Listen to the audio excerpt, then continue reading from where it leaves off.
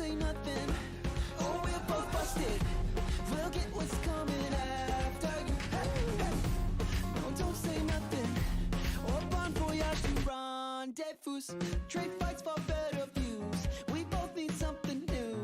Maybe we should just tell them. Oh shit, I think I hear somebody. So long to rendezvous. So long to, so long to, so long to. We've known each other longer. Yeah, I think that should matter. Yeah, we might have took it too far, but we feel the same way. It's like a perfect mistake. So don't say nothing, or we're both busted. We'll get what's coming after you. No, don't say nothing, or bon voyage to rendezvous. Trade fights for better views. We both need something new. Maybe we should just tell them. Oh shit, I think I hear somebody. So long to rendezvous. So long to, so long to, so long to.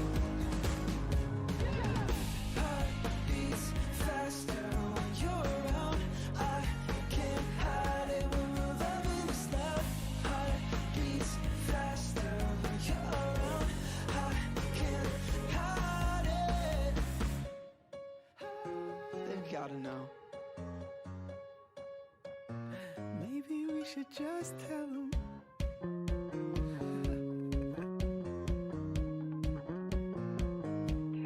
Bon voyage to rendezvous. Trade fights for better views. We both need something new. Maybe we should just tell them. Oh shit, I think I hear somebody. So long to rendezvous. So long to, so long to, so long to.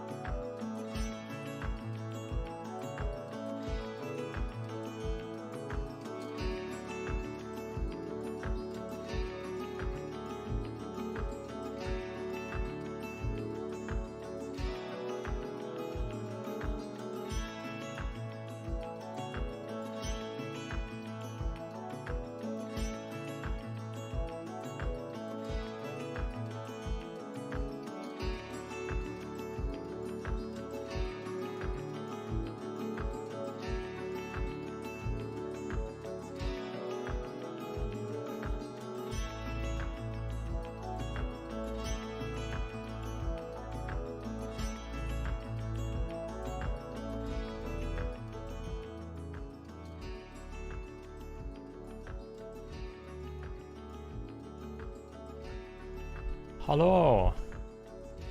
Hello, hello, hello. Sorry guys, I'm about 12 minutes late. It's been a busy day. It's been a bit of it's been a day. Seriously. How are we all doing?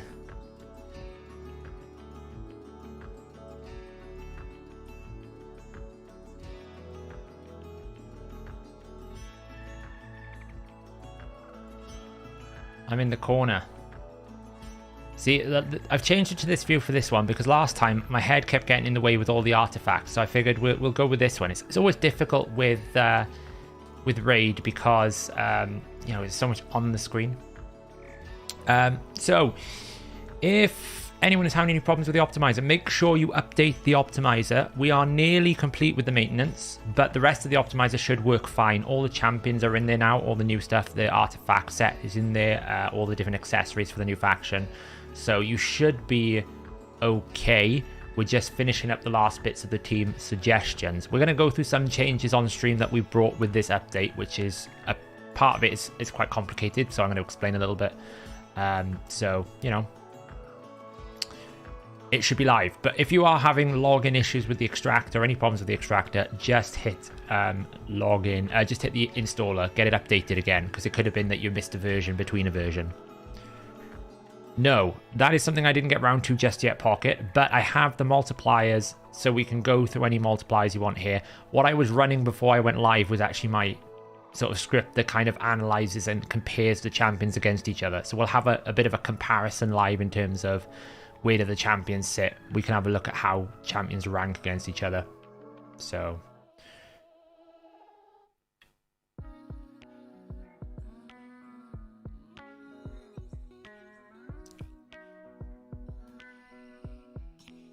Allele's multipliers. You'll be disappointed. Allele does less damage than Astralon. It's actually quite annoying. Right, let me just change this. Let's make sure I haven't got anything on this screen that I can leak to people. We don't do that. Move that over. Cool.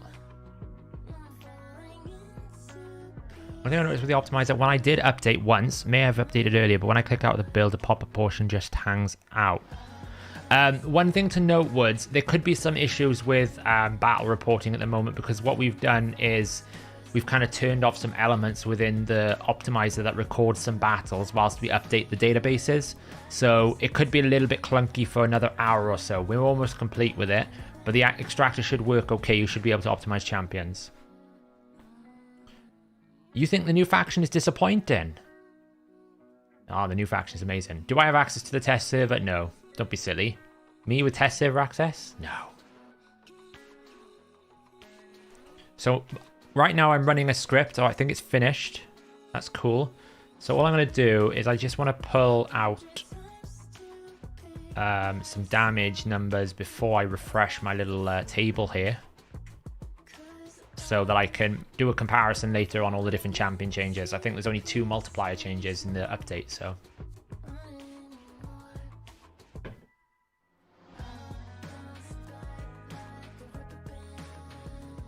Don't you start short.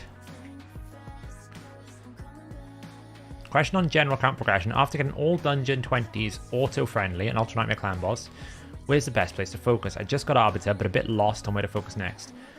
Doom Tower is normally where you go to. So you want to clear Doom Tower hard and start looking at trying to get some of those secret rooms down, because some of those champions are quite good. And then you want to look for getting towards Dungeon 25. And then after that, you're probably then looking at Hydra and trying to get faster Dungeon 25s. Obviously, as well, Romantu missions are important to do, but some of them are just like time sensitive, like glyphing and different things. So, but you will need to clear all secret rooms in one rotation for Romantu, so you probably want to work towards thinking about, you know, what champions do I need for that secret room and various different things. So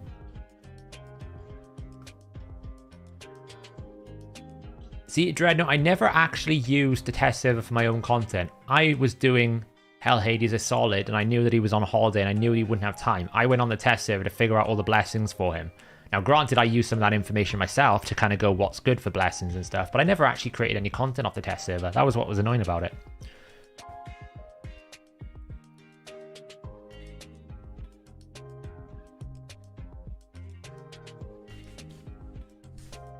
I think a couple of the champions in the new faction are potentially game-breaking and potentially game-defining. Am I going for the fusion? I probably will because I'm a collector. But I'll be honest, I'm having a day of it with Plarium. I'm not very happy with him today. No, I don't have test server access, Springy. I'm really not happy with Plarium today. It started off well. We get a brand new faction. It's all very excited. You know, it's all cool and that. Followed by, you know, this fusion coming out and everything. So it's not too bad. Then we go and nerf the good epic because it was too strong. Okay, fine. I don't disagree that it didn't need a bit of adjustment, but the heal was a bit harsh. You know, the heal should have been like 2.5%, not 5%, not 1%. That's a bit too much. And then we don't even offer the fusion. Like, we don't even offer the epic in the fusion. Like, what the hell's that about? Why is, well, like, come on. If it was a case that the epic was too strong, just give me a different epic. Like, why are you making it so that I have to do every single freaking event? It's awful.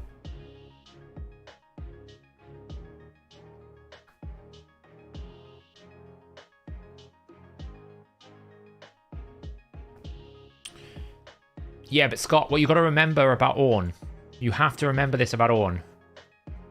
His passive is huge. Do not discount how strong this passive is. You know, if we think just on his base stats alone, you know, it's 20,310. He's going to get 25% of that. So, you know, that turns his base stat into... Oh, hang on. I need to reset my search because I've broken it.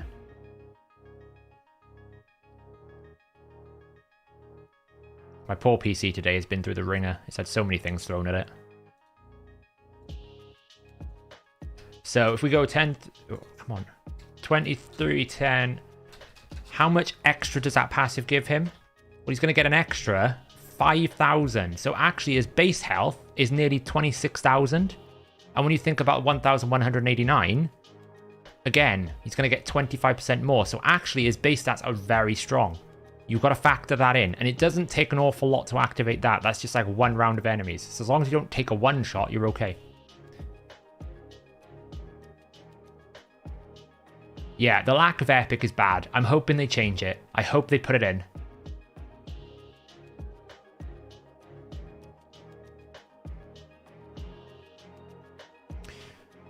Carlos, I actually don't think that makes a difference. I'll be honest. I really don't. They'll just carry on. What they might do is they might change the champion at some point, or they might fix it if it's totally useless, but they won't stop doing fusions. Like, I've heard some people say, oh, the reason why they are not giving it is because the epic is too strong. I'm like, well, okay then. Why don't you give me Dithey, right? He's not crazy good, but when this faction war comes out, you're going to want a champion that's got AoE decreased defense, so he's not useless. Or why don't you give me Cormac? Again, I'm going to want a champion that can do something. Okay, he's not great, but at least he's a decreased speed, right? And he does this cool stuff. You didn't have to pick one of the strongest epics if you were concerned about giving such a strong champion to people. It's just a bit... No, Anthony, the server should be up. The only thing that should be down at the moment is team suggestions. Everything else should work fine now. Just make sure you update the extractor.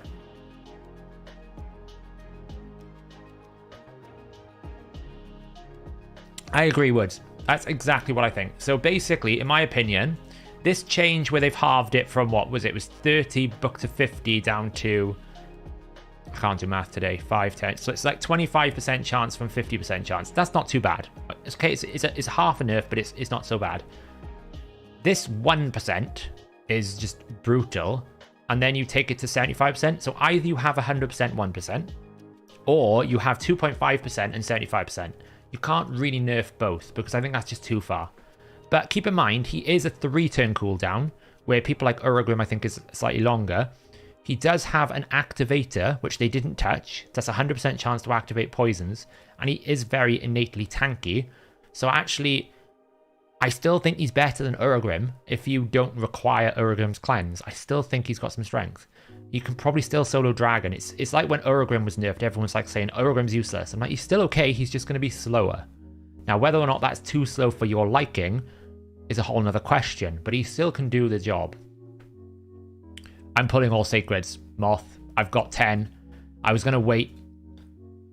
I was going to wait. This is all going to get consumed tomorrow. The whole lot. Because I want some of these champions. I'm hoping I get some of these epics. Specifically, the last two. I really want the last two.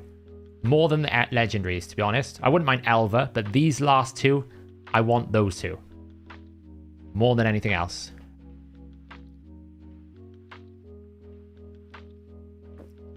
I actually think they're going to stop doing guaranteeds in as much frequency, because I think they've noticed that people are hoarding shards, so they're going to try and stretch the gap out more to try and make people think that maybe the guarantee's not around the corner. Does the optimizer's artifact rating take into account the set, i.e. prioritize HP on... Yes, it does, Tom. So the way that it works at the moment is not perfect. We've got some changes we want to do in the future, but the way that it works at the moment is it looks at the set and then it weights substats for that set based on what the set's purpose is. So if you've got Savage, then obviously things like critical rate, critical damage are going to be higher rated versus things like resistance. Whereas if you've got something like regeneration, resistance has a higher rating than, say, necessarily damage. Because if you're going towards self-healing, it means you probably want to have HP, defense, and that sort of thing. So it does consider the set. Oh, this Shadowkin's broken. I'm pretty certain that I will be able to hit 100 million damage in Clan Boss with the Michinaki team. I'm almost certain I can. 100 million. I reckon I can out-damage Ninja with this champion in Clan Boss. He's like insanely strong. This passive is insane. It's crazy. I can't even tell you how crazy it is. It's like almost double the chance that Cardiel has, and Cardiel's A1 is already a bit gross. The only thing I would say about this fusion as well, guys, you might end up picking up some of the rares through summoning. That might help. You might get an epic through summoning. That might help. They may do a ×10 next weekend on some of the things. That might help. So, you know, we'll see what happens. So, what do you think about Michinaki and Cronin Pair and Hydra? I think Michinaki and Hydra is insane. Michinaki with anyone. You throw in Cronin as well, pretty good, right? No, I don't think they'll nerf him, Track, because they haven't nerfed Acrizia, and it's a legendary champion, right? They have more sensitivity towards epics. Legendaries are fine, because let's face it, if we want to talk about a champion that needs a nerf,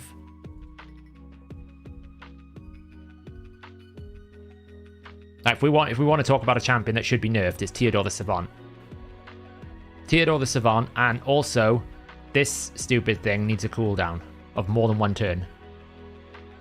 Because they are breaking speeds. Like, people are doing like 20-second runs everywhere with those two champions. Don't even need gear. So, yeah, ×10 is not great. You've got to get lucky. So, got to get lucky. Right, so what I was going to do is... I just wanted to get an export of the damage, because I want to do some comparisons tomorrow. So just want to export this list before I refresh it, and then we'll have a look at some comparisons and damage dealers. 6.2, and we're going to do pre-update damage test CSV. So did everyone catch my video earlier on Fortis and Black Knight? What did you think? What is everyone's thoughts after watching that?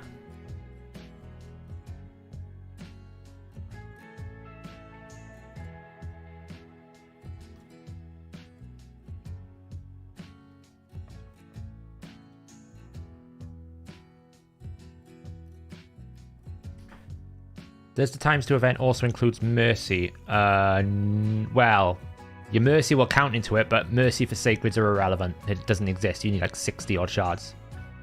How do I rate Priest Orm for Clan Boss? I think he's a pretty good poisoner. It depends what you've got in your account, but I mean, he's not terrible, right? The poison activation shouldn't be underwhelmed. It's quite strong on a single target. On a 3-turn cooldown. Happy didn't put Fortis. They need to refix it. Yeah, they do. Oh, sorry, Dreadnought. Fortis. That's how you say it, isn't it? Not Fortis, Fortis. So, the Black Knight one's a bit interesting to me. So, outside of that A3 alone, right? let's just forget the A3 for a second. He's a pretty good champion for very specific areas of the game. He's one of the best provokers in the game, and he's one of the few champions that can kind of like have a constant increased defense, and he heals a lot. He actually outputs a lot of healing for a kind of a champion that isn't really designed to heal. This passive is kind of irrelevant, but it can do something. So actually, the champion alone, he's pretty good. So the problem used to be, like, you don't really want to build attack. He's got a low base attack. It was kind of pointless. However, it did used to scale pretty hard. So if you had a Black Knight and you were crazy enough to build a strategy where you'd index heavily into attack, then it would do a lot more damage, right? But the change they've done now means it's a better all-round skill because it will actually hit something rather than before when it wasn't. But it just means that you won't get as much kind of a scale to the damage when he loses HP as you were before. So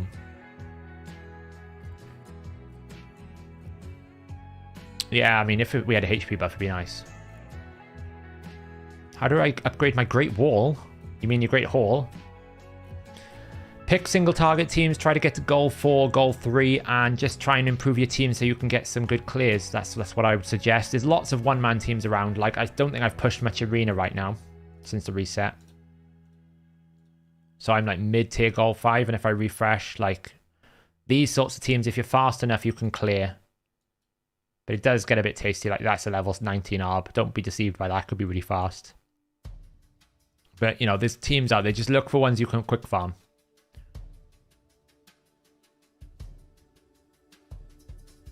Is Ruella better than Low? I think Ruella is one of the best Fire Knight champions in the game.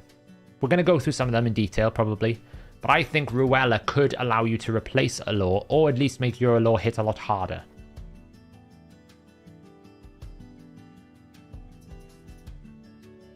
Yeah, I think what a lot of people seem to take away from the video that I'm saying Fortis is still bad. I think Fortis is okay now.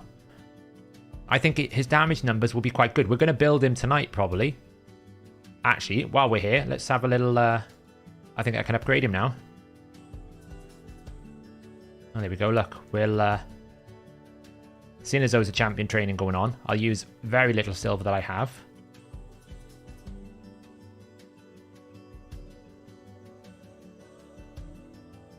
And we'll make a rank 6 Fortis.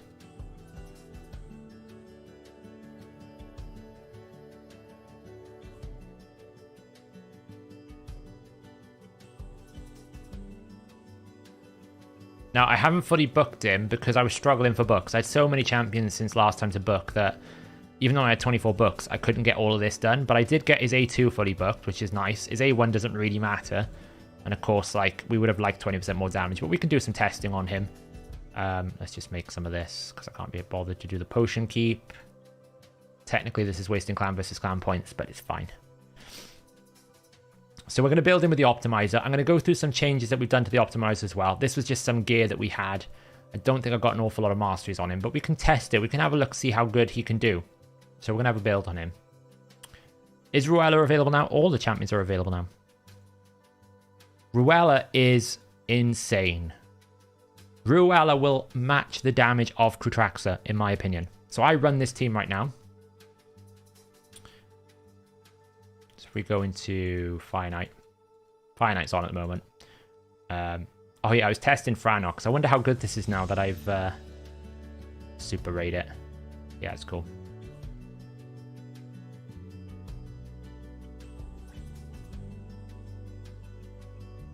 This is my Fire Knight team. I actually run Krutraxa normally, but we're testing out Franox. Now that I've actually booked Franox, it's quite fun to see. The damage is a bit... it's a little bit silly. Evening, Ghosty.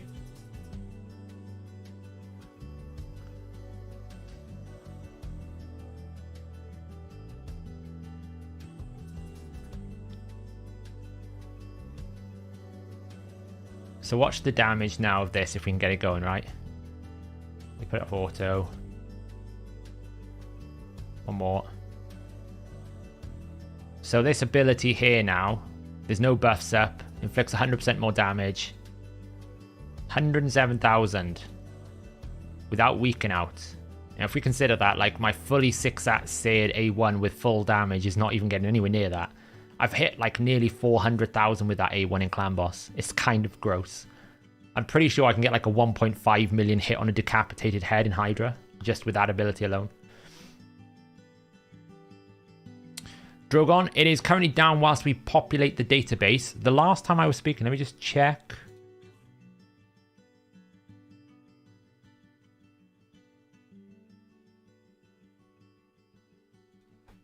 Just checking with the team.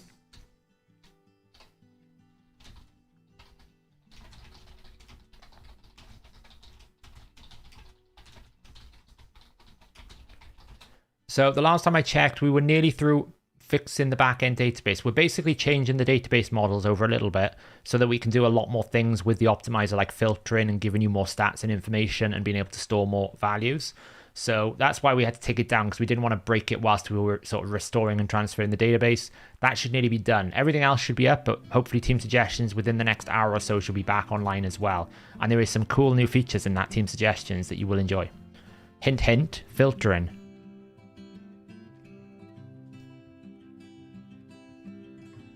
Why is it so hard for players to do things that make sense, be consistent, Brian? Well, you know, that's the question.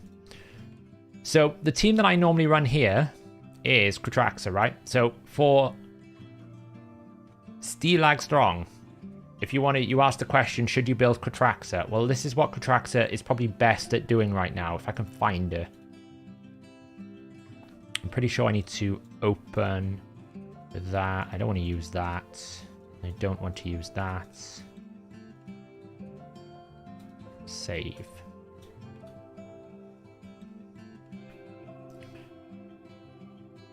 Yeah, my list is quite long for legendary champions. I'll show you what happened to Riho earlier. You're going to enjoy it. Yeah, Drogon, if you just, you can use the tool, you just can't get suggestions. It will be coming the next hour or two, I think. We're just doing some checks. I think there was a bug that we've just spotted in the extractor, so you might need to do another update. It's just one of those days today where lots of things are happening.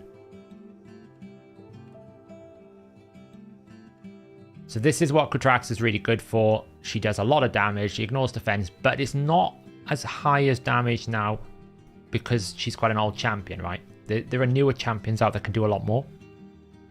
But she hits hard, like 20k a hit. It's a 100k hit. But I think, based on the math analysis, I think Ruella can out-damage Kratraxa here.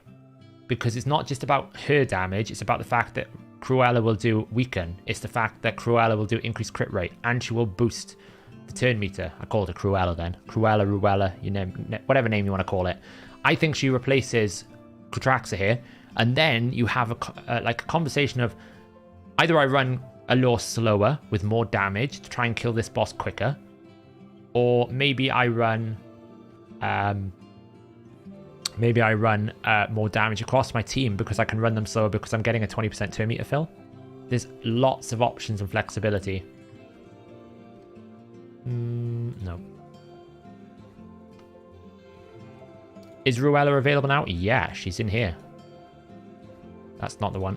There she is. She's kind of having a trouble, like, putting the arrow in the right place.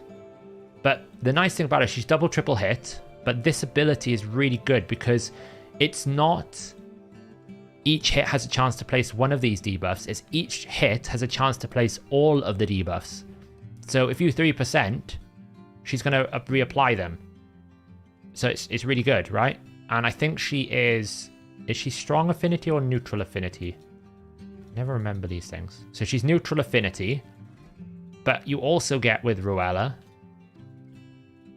this increased crit rate on a 3-turn cooldown. So you can run everyone with less crit rate. Allure is already strong, so you go minus 85, then minus 30 off that, and then maybe you can run different things like a crit rate aura. It gets really fast, you know?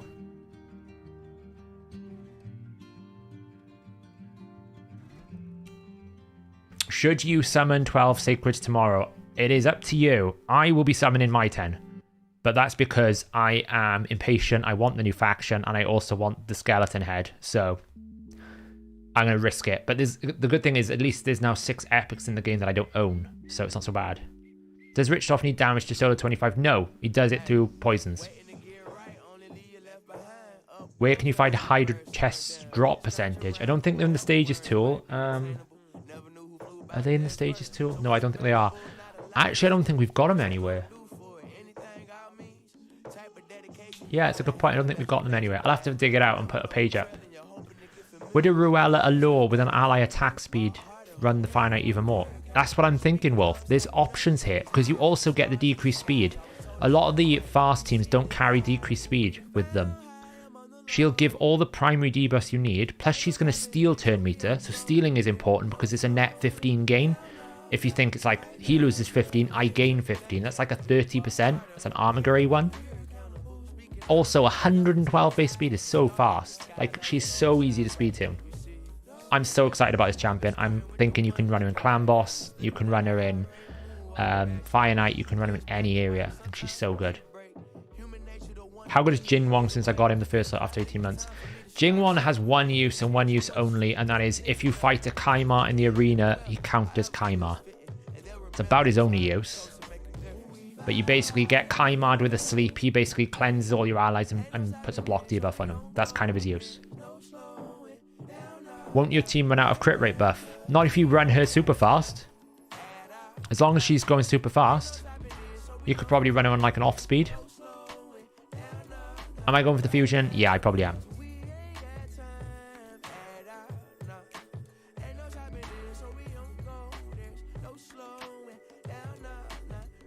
Right, so what I wanted to look at now, I've got that exported. Let me just check with...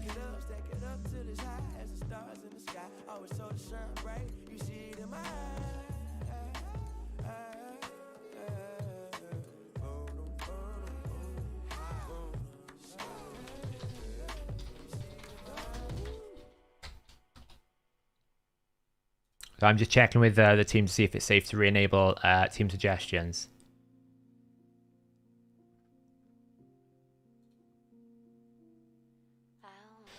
Right, so what I want to do is just jump out of here and we want to go to this. Oops, wrong thing. So what I want to do is use this, and what we're going to do is we're going to refresh. Lots of numbers. This is probably going to scare a lot of people.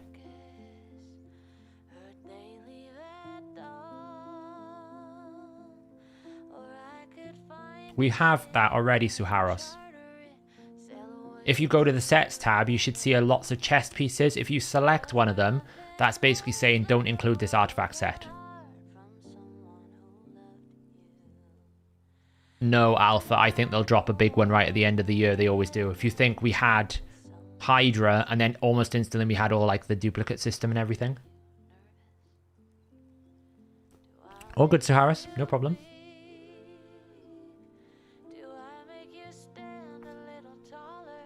So this is my little indexing thing. What I want to do is we can have a look at some of the damage that these new champions do against other champions.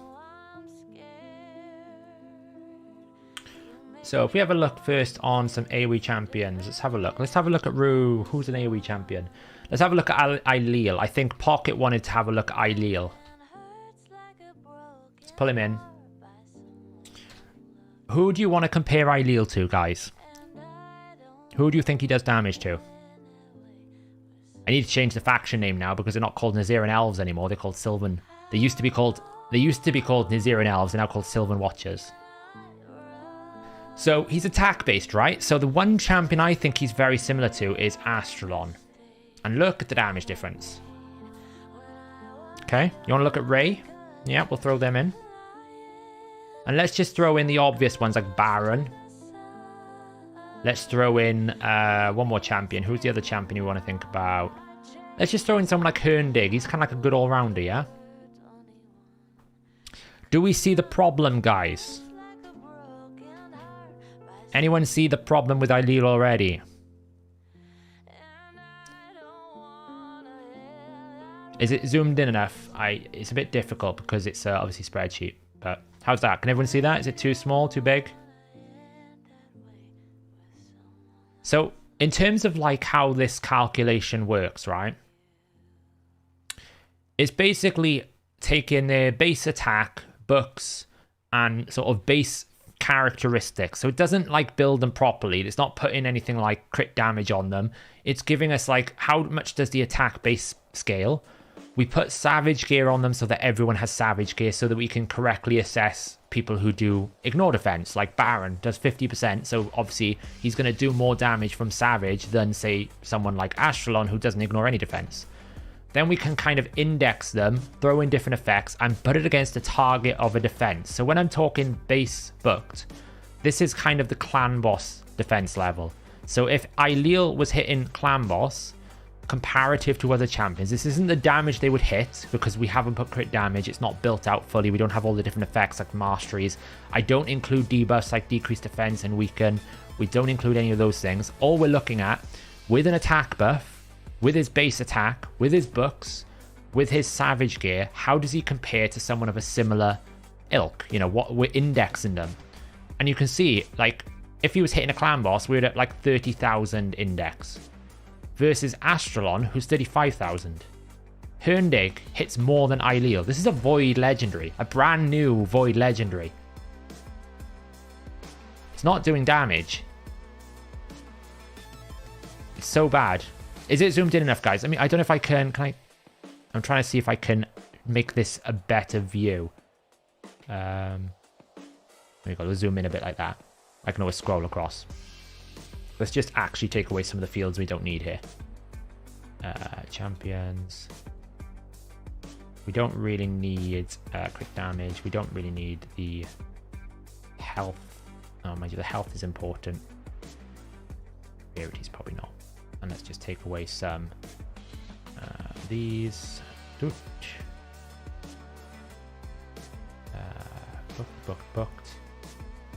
Then we want that gone, and that gone. So I'm just trying to make it a little bit tidier. We don't really need the skill name either. That's a bit too much as well.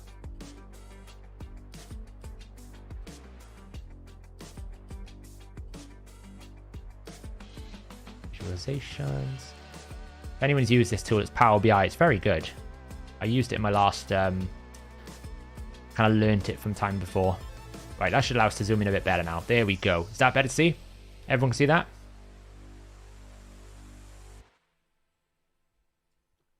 This is AoE ability Swift Cut. So we're looking at AoE only first. So we're looking here just at like how do they compare in terms of AoE damage capability. And we can see Aileel is just not even close. Now if we put it up against a defense of say 4,000. That's what this booked arena damage is. That's against a target with 4,000 defense. Yeah. We can see who the clear winner is. Now, obviously, Baron is a little bit, you know, he's a Void Legendary. But technically, I would expect Aileel, whose only job really is to do damage. Yes, he does some buff removal, but his job is to do damage. He's like so far away from where Baron is. So far away.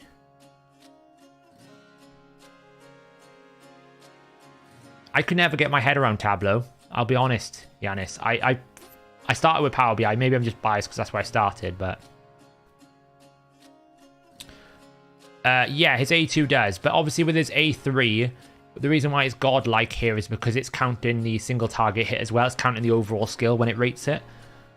The A2 doesn't have that single hit into an AoE. This is the A3 is just the AoE bit, but the A2 in itself hits slightly harder. Very, very slight. You can see it's very tight. Very tight. How compared to Leo? Yeah, let's bring in Leo. We can't really compare him to Fortis because Fortis is defense-based. We'll need to look at Fortis with like Stultus, Ragash, Solus, but we can look at Leo. Leo is indexed here on half HP. So Leorius the Proud's ability damage is based on him being at half HP because it's a fair assessment. You can't really assess him at 100%. You can't really assess him at 0. We kind of assess him in the middle. Baron's amazing. So good.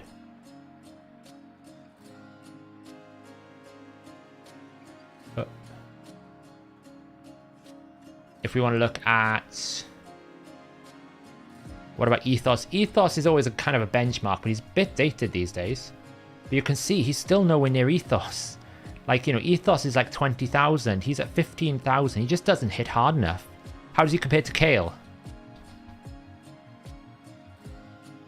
Kale hits harder than him. Oh my god.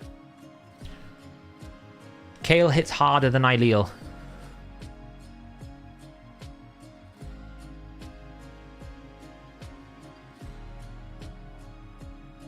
Very close. Like, we're talking like very, very minor, but it's still harder.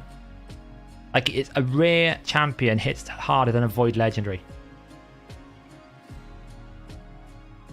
What about the previous fusion? Yeah, let me take some of these names out. Let's just take out Ray and Leo, and let's throw in Marinix. Marinix comes out here, just above Herndig. That's why I said Marinix is not a bad fusion whatsoever. The problem is she's just too dependent on Hex. If she didn't have all the dependency on Hex, she'd actually be a pretty good nuker. Her damage is up there with Astralon. It's just, without the Hex, she kind of is a bit naff. What about Constantine? Oh, I love Constantine. He's pretty good. This is based on Constantine having 2 debuffs out, so it's 20% ignore defense. So he's at 26,000.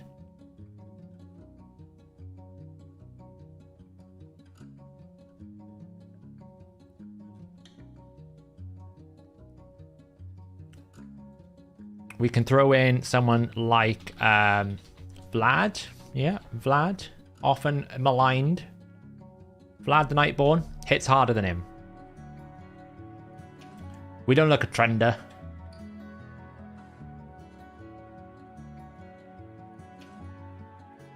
Swiftcut, this is scaled off their base attack. So the way that I do it is I take their base attack, I multiply it by 3 and add 500, and that gives me a linear growth pattern. So that's Kale hitting harder, considering the fact that he's got 1200 base attack. So it's just not good enough.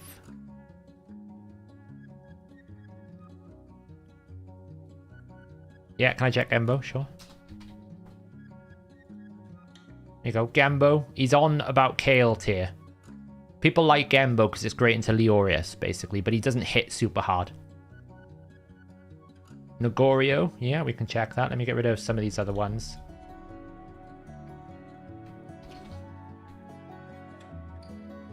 Nogorio is beating Herndig for nuking. Nogorio hits really hard.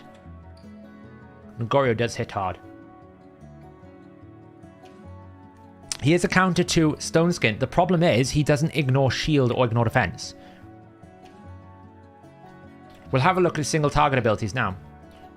Yakal comes in at sort of 17,000. The problem with Yakal is this number is including the 25% freeze penalty, because there's no way that you can fight with Yakal where you don't end up freezing someone. So you want to look at Hefrak. Hefrak. Hefrak kind of rules the roost a little bit. But again, that assumes she's going to double hit. If she doesn't double hit, she's not that strong.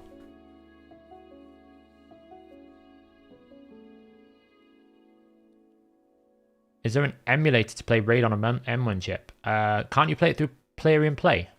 Surely you should be able to play it through Player in Play. I don't really know too much.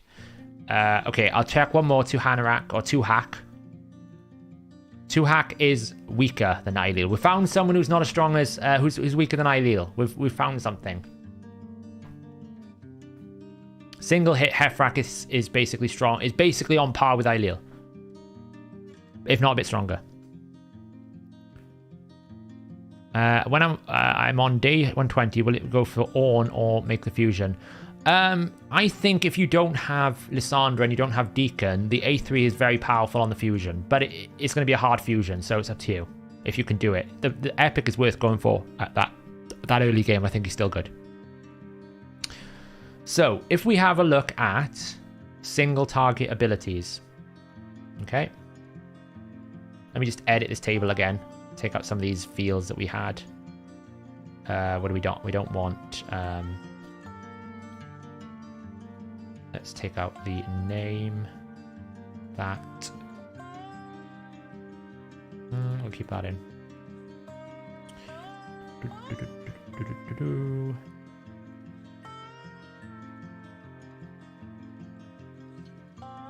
We don't need crit damage. We don't really need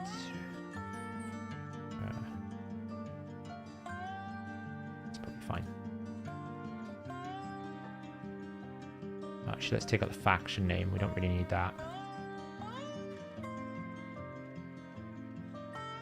And let's get rid of rarity. I'm just trying to tidy this up so we can get it bigger on the screen. That should be, I think. Yeah, cool. So if we want to have a little filter on here, let's have a look. Let's see. Obviously, we want to have Ailil. So these are Ailil's single target abilities. Oh, hang on. Let me just... I need to filter this down so that... Oh, these are all abilities. Let me just get rid of the AoE because we don't really care about AoE right now. Fields. Skills. Where's it? Skill data. Target. Okay. So if we have a look at just single target abilities.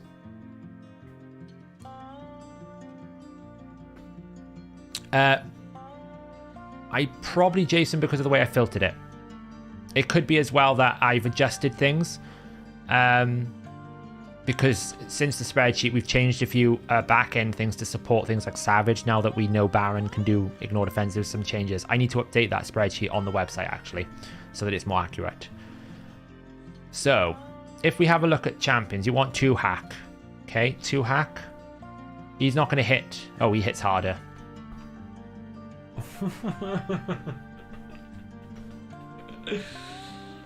Oh, guys. It's just not good. So when we talk about booked general damage, we are talking about a target with about 2,500 defense. So that's not like stage 25, but it's not like clan boss. So it's in the middle. It's like... If we have a look at some, like, so the big hitters in single target, Fernax. Let me just check why we're getting this twice. Oh, yes, A1. So this is A1 double hit. Fernax is here. I think that's a double hit. Should be. Let me just check. I haven't filtered out some weird stuff. Yeah, I think that's fine.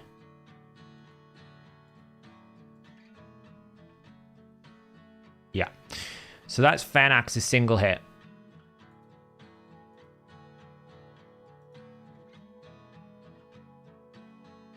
He's probably one of the strongest ones. Single target hitters. Candy. That's the other one that's pretty strong. Candrafon's A1 is slightly stronger. Obviously, this is optimal settings as well. So this is assuming that Candrafon's got a Veil. It assumes Fernax is going to double hit.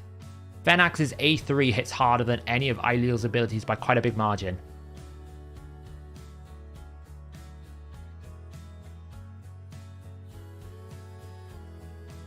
Yes, Wicked. So Fernax is basically countering, and Candrafon, they're counting their double hits with their passive effects. Jintoro, again, this will be a little bit funky because this number is not quite right because this number is also countering like the 6th hit. It counts like 6 hits because it's considering both effects. So it's a little bit too high, but it's a lot. If you think people like Turvold, Jintoro is just an outlier. Turvold, that's assuming, I think, 3 buffs. If we think people like Putraxa is a great example. Single target. Let's take out Turvold. Let's take out Candrafon. Putraxa is out damaging him by quite a bit margin.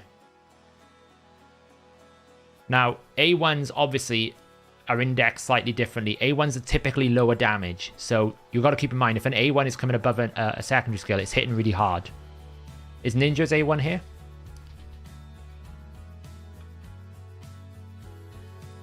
So Ninja is down here, but here's the difference. Look at how it's scaling on CB Specialist Book. So I've got a separate way of calculating it where things that require per round usage, Val's passive, Ninja's passive, things like Lord Shazar's A1, which requires debuffs. In Clan Boss, you can kind of set this up where you know you're going to be able to stack it over some rounds. So I've got a different model, which basically assumes 10 debuffs. Or it assumes 5 buffs. Or it assumes you stack the passive. So when we actually sort it, this is where Ninja suddenly becomes better, because Ninja's passive is fully kicked in here. So you can see how it's grown his attack, and his damage therefore has grown with it. Whereas when it's in booked, this is just counted as a single hit. So single hit, Ninja's A1 does more damage than Ailil's A1 just, but he doesn't do more damage on an A3, and his A2 obviously is not counting the HP burns. That's the other thing. But when you have this passive stacking, Ninja obviously wins by quite a margin. Do you think this version could help me 3-star Undead Hordes? Yeah. Turn meter control is really strong. Absolutely. The only thing I would say is it's not going to help you if you can't keep your team alive or don't have like Gorgorab or Sify or Reviver Alex, because the problem with 21 is the boss one-shots a person, so you need some sort of ally protection. Seeker? You think Seeker can't hit harder than him? You don't think Seeker can hit harder than him? The answer is he doesn't. He doesn't. But this is why I wanted to compare him with Astralon. So Astralon has a similar kit to him, where Astralon has that A2 that ignores ally protection. He's also got the A3 that can remove some things. Astralon's single target ability is a lot harder on A2. His A1 is the same, if not a little, you know, Ailil's a little bit stronger, but his A2 is a lot harder hitter. And Ailil's A2 doesn't ignore shield and ignore defense. So it means bolster is going to be a problem for him. It means any tanky targets are going to be a problem for him. What do? Do you go in with the A2, but then you haven't got rid of the increased defense? Or do you clear the increased defense with the AoE, but it's not strong enough, and then potentially risk yourself getting sheeped? Or do you steal a buff with the A1? If you can get his A2 going, it's not so bad. And you can run him really slow because of his passive, but he just doesn't hit hard enough.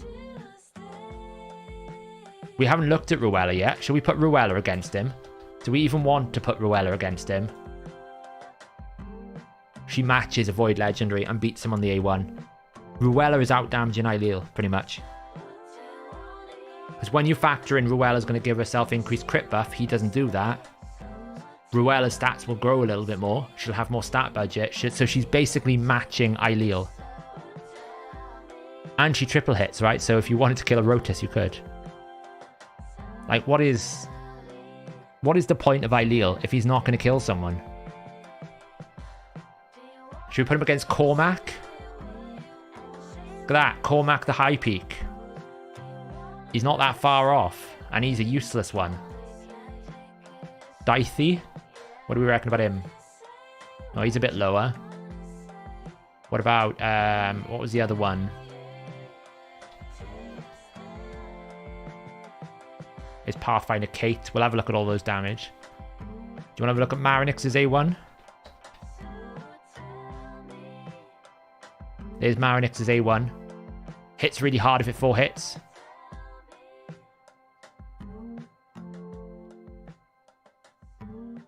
You want to look at Kale? Yeah, his single targets won't do it.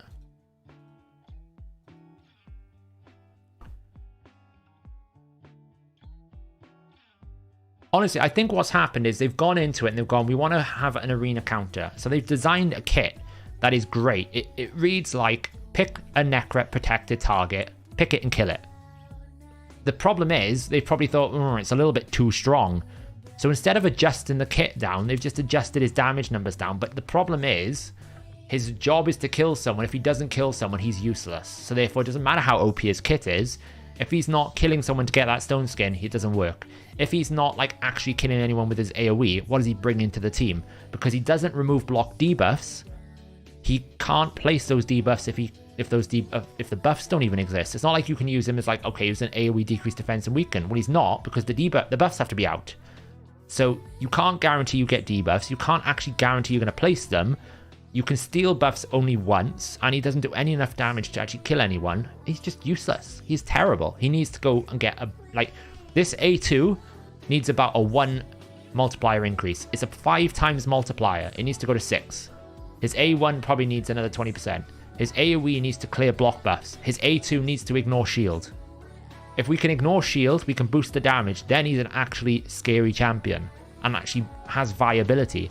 But the way they've designed this kit, he's either going to be utterly broken or he's going to be garbage. You can't really balance this champion. He's a bit like, if anyone plays League of Legends, He's like the blimmin' cat Yumi. No matter what they can do with that champion, because of how they've designed it, it's either utterly broken or it's going to be utterly useless. There's no middle ground with this champion, and I think they've ended up making him utterly useless. Yeah, Glazea, the core idea is good. At least Glazea brings more to the team, right? She can freeze people. She can kind of do like a job at least. At least she brings something else. His only job is to kill people, and he doesn't do it. But hey, he looks good, right? Like if we think of other like strong single target damage dealers, let's have a look. Let's have a look at Acrizia.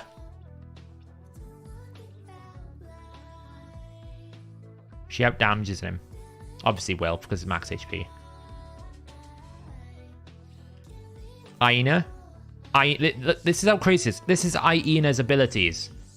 Aina is a magic epic. An old magic epic. And it's out damaging the Void Legendary. By quite a big margin. We're not talking like a little bit. We're talking, when you scale this with crit damage, we're talking the difference here. So if we go 3, 6, 3, 4, 2 minus 3, 2, 7, 9, 2.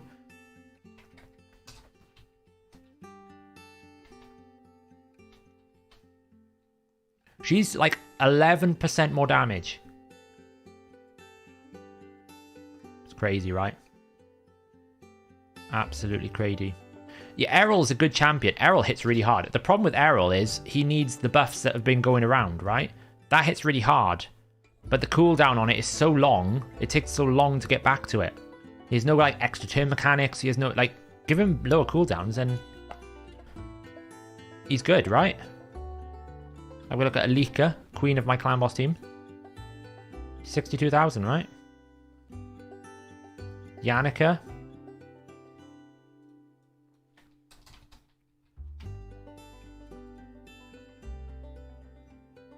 There she is. She's not too far off him. Does he hit harder than Yumiko? Let's have a look. Yumiko. No. Not far though. The A2 kind of hits the same as the A1. Whisper.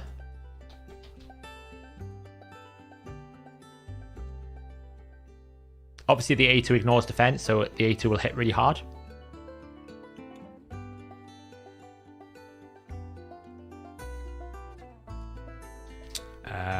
But yeah, I think we're done here. I think we could compare him against everything possible, but to be honest, we've kind of decided he's just not good enough damage dealer. So that's that. Let's just, what I want to do is just, let's see if there's any champions in the new pool. If we just pull all the new champions in and all of their abilities, let's see if anyone just actually stands out as a good damage dealer. Now, I had a brief look at Elva's A1. Elva's A1 is actually quite high for a support champion. I actually think her A1 is not bad. And the thing with Elva is you can sub out your Eres for Elva and she will give you a 19% speed aura and the A1 is still pretty good damage. I know it's legendary for a rare, but still, I mean, it's pretty cool. King Alcabar. Well, we're going to pull all these in. We're just going to see if anyone stands out on the list above anyone else. What do we got? Dwedan. Green Warden. Who's the other champions in this faction now? We've got Green Warden, Dwedan, King Alcabar, Nia. We've got Cormac. Dicey. How many have champions got? 1, 2, 3, 4, 5, 6, 7, 8, 9. Kate, 10. What's the 11th champion here? Dwedan, Cormac, Ornn. Of course, Ornn. Of course, the epic. So, if we're thinking like, what are we going to do with the faction when Faction Wars comes out? Obviously, Aileel will probably be in there because the AoE is strong. But if we think like Ruella is really close to his damage numbers, Cormac's A2, it's not too bad. He's probably got the strongest AoE, but like if you look here, Mistrided Daithe's AoE is not that far off him, so that's pretty good. There's not really any crazy damage dealers in here, though. That's the thing. I think the faction is more of a support faction. I don't think anyone in here is like an insane damage dealer.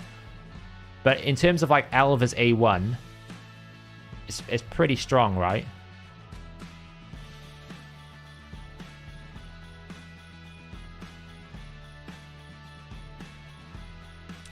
Wonder where what's this Michinaki's head comes in, right? The Green Ghost Rider. Michinaki's AoE is stronger than Ileal there. So he's probably, of all the new champions, it looks like Michinaki's AoE is the strongest AoE. Which is quite cool. It's like, it looks like it goes Michinaki, Ileal, Daithee as an AoE ability. Michinaki, I think, is going to be crazy. So...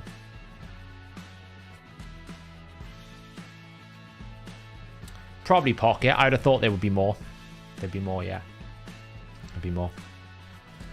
Right, let's have one more look, and then we're going to get on to building some champions. What I want to do is I want to compare some defense-based dealers now that we've got Fortis' damage in here.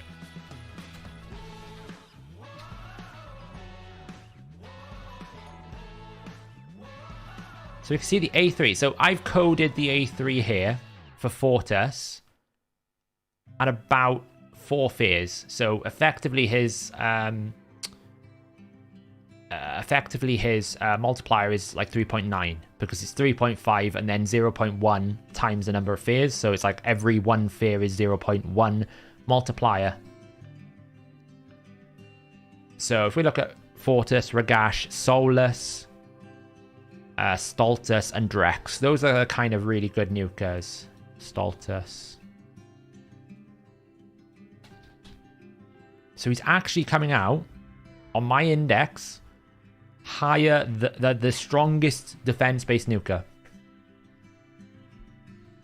You want to see the... oh, we better put... yeah, let's take out... let's just put him in as well. Ruach. I think Ruach's going to be bottom. So actually, you know, as much as I'm critical of the way that they've done the multiplier, he is like the strongest defense-based nuker. But now here's the context. This needs fears. You can't, like, you can run Solus without debuffs because he's got the A2 buff strip. You can't run this without fears, right? So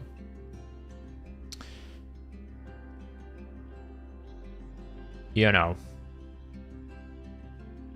that's a problem. He needs a setup. However, if you take it out of like arena context, the change is actually pretty strong. It just is not like, it doesn't scale as hard as it should, but it is pretty strong because if you can keep stacking those fears and it's going to transfer across waves and you're going to get to the end, it can out damage probably a Seer in Doom Tower. Hey Mattis. Green Warden is coming up around about the A2 of Fortis. He's not crazy damage. Ragash is going to out damage him. But you can kind of see like the tier list of the defense-based nukers is growing now. We've got Stultus here. If we go in terms of booked arena damage, you know, Solus and Fortis are really sitting up high. Now, the good thing about Fortis' A3 is it does ignore 30% defense. So if you're dealing with targets on high defense, he's going to scale harder. So I think that's something to keep in mind. And obviously, if it's a longer fight, it could be quite good. So I actually think, as much as the multiplier is coded incorrectly, it's still he's now useful. Like, it does damage now, right? I think I kind of laid into the multipliers more. People thought I was saying Fortis was crap. He's not. It's just that they haven't coded it consistently, because his A3 is very similar to Solus, yet it's coded in a completely different way, which it doesn't need to be. And it means that you actually are being lied to in the game code, because it's saying, hey, a fear is giving you 10% more damage and it's giving you like 2. So that's kind of my bugbear with it. The actual description, if the description just said fears give you 2% more damage, I'd be happy with the change, because at least then the description reflects the skill, like the code. It doesn't though, that's the problem.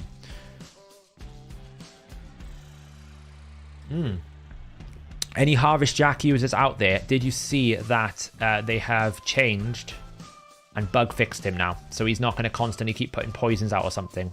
I can't remember exactly what the bug is, but I know people were abusing Harvest Jack bug since the last update. They fixed it, unfortunately. I don't know, Pocket. I'm actually thinking of putting a bug report in with a link to it to explain why it's bugged, because I think once you put it on math and put it on paper, it's quite obvious that it's not doing 10%.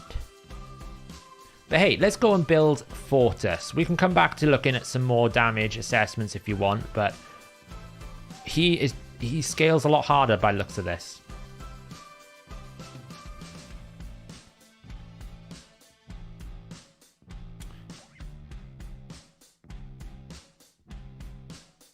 So I'm just checking the team suggestions update. That's what I do in between these things.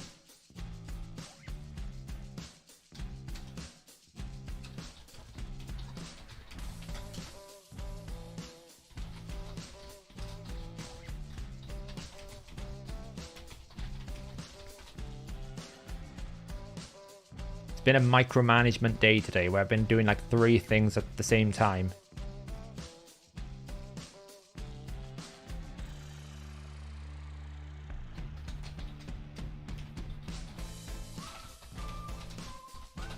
I think I'm just checking. It might be live to put. I can't talk right now. It might be okay to put suggestions back live. We'll see what happens now. I'm just waiting for a response.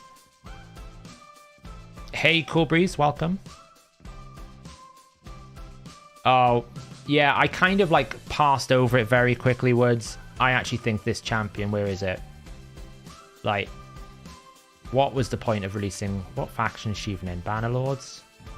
What was the point of releasing this champion? Can anyone tell me, other than she might be able to solo Bommel, what you would use this champion for?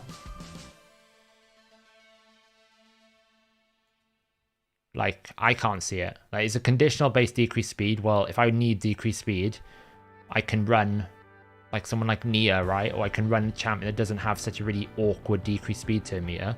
It's not like she's decreasing the speed then applying it. There's no guarantee that you're ever going to get this. Like, this swap mechanic is basically the crap thing that you had from Mother Sibel. And I don't know, yeah, I mean, let's face it. She's hanging out a bit.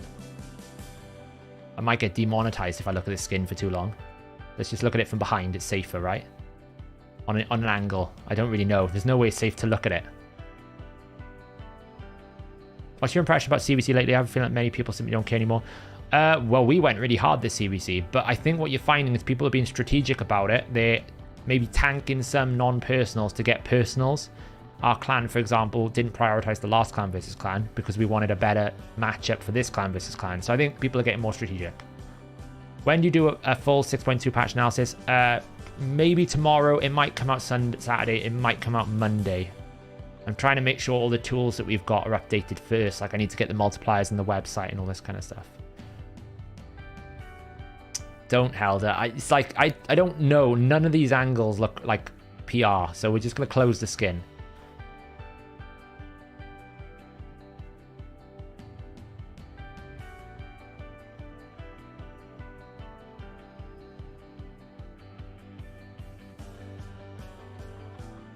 Just give me 2 seconds, guys.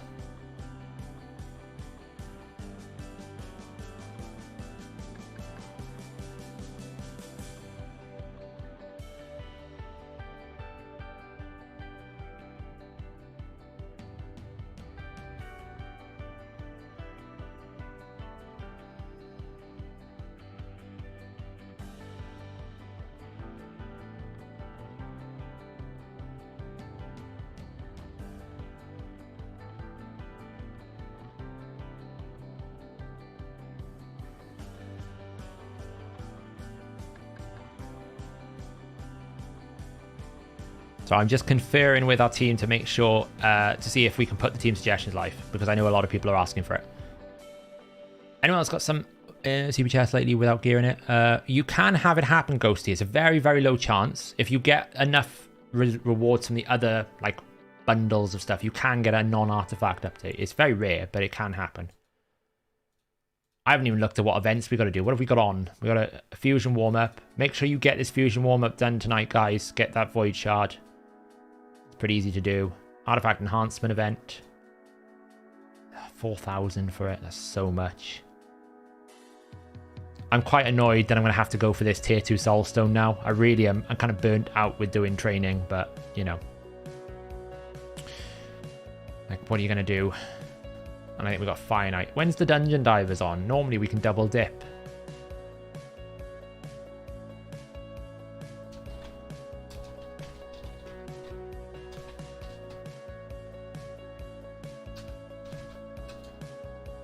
So I think Team Suggestions is going to come out tomorrow, guys. I think it's a bit... We're kind of finishing it, but it's a little bit close to sort of deadlines because one part of the team is in the Netherlands, so that's like an hour ahead of us. So I think the Team Suggestions will be out like on early tomorrow. But everything else should work fine. There's some stuff I want to show in the optimizer now. So that's what we're going to do. We're going to optimize Fortis. Let me get my extractor open. We need to update this.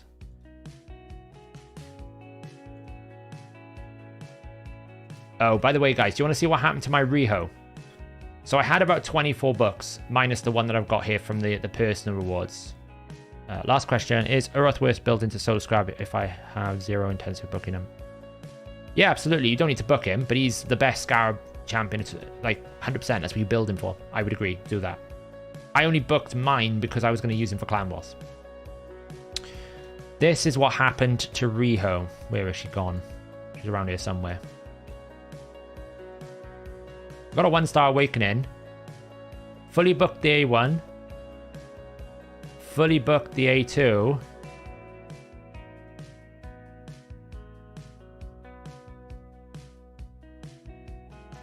Like, seriously.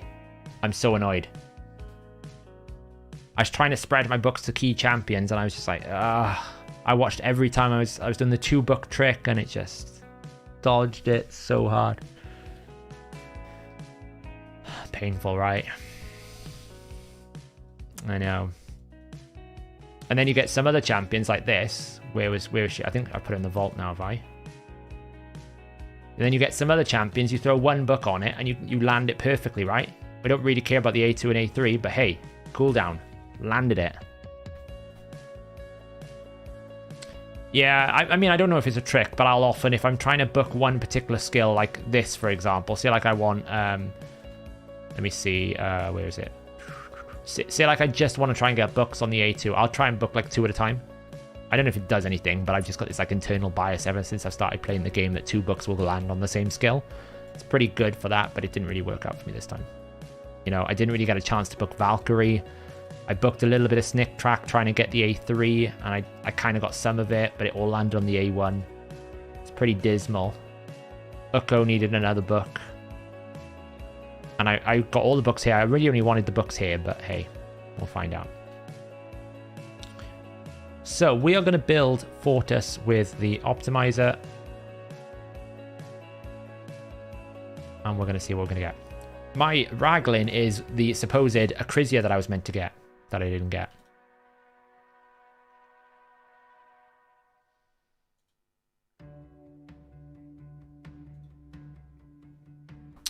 Okay, upload.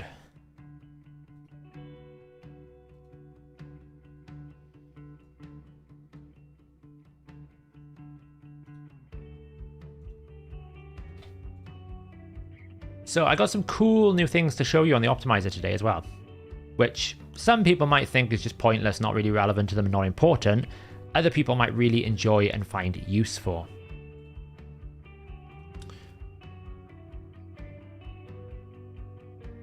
So we've updated the images as well for some of the blessings. They're still kind of cache in the old ones, but they'll be coming around soon, hopefully.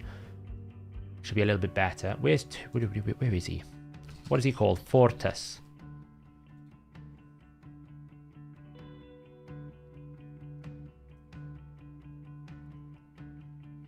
I'm a bit zoomed in here. There we go.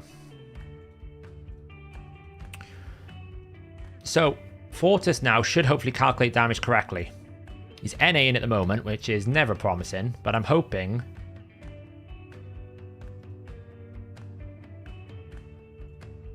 So we still have a bit of an issue. That's fine. Gotta love these champions. So you should now, if you have Acrisia, be able to optimize for Acrisia in the optimizer. That is now supported. it took a little bit of time to sort out. The way it should work is all based on the battle tab here. Now, if you've come to the battle tab, you're probably looking at this thinking, wow, there's lots of changes here.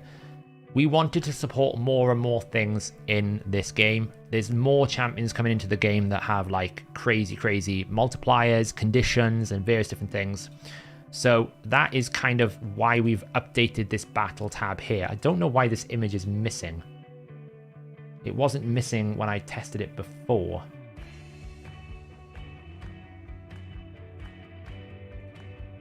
I just love this situation when you go, it's worked fine, and then all of a sudden you come in and you go, where's that image gone? Just have a little check here.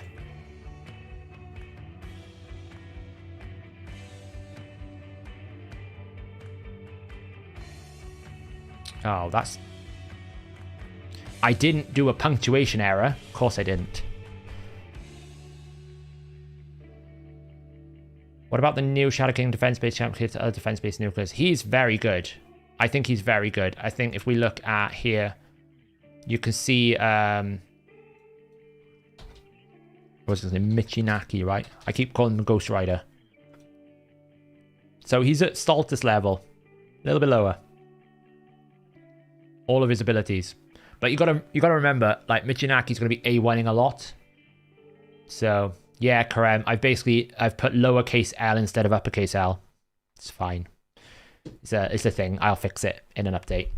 But the idea here is basically we've got all the different effects that might affect your champion or the enemy in a battle.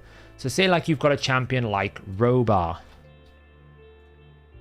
Now Robar, when you max him out, has this ability here, which if you've got a target that's got control effects, then he's going to do more damage. Well, what you want to do when you're doing these kind of optimizations is kind of go, if I'm optimizing for damage, I want to be able to compare how much damage this is going to do now with my new build. Well, some of these champion effects weren't counted. Things that required fear, things that had conditional base ignore defense mechanics, things that had conditional extra hits like Phenax. Now we get a much more accurate situation. So if you set up this tab correctly, so say like I'm attacking a champion, he's got 4,000 defense and about 80,000 HP, right? Well, if I pick fear, this skill is now going to update to reflect that he's going to do more damage. So I can see how much damage that's going to do, compare it against the HP, and it kind of gives me an idea of how close am I to killing that target. If I'm doing Turvold, I can actually see, like, or Baron, for example. If we look at a Baron, because he's quickly at the top of my list here.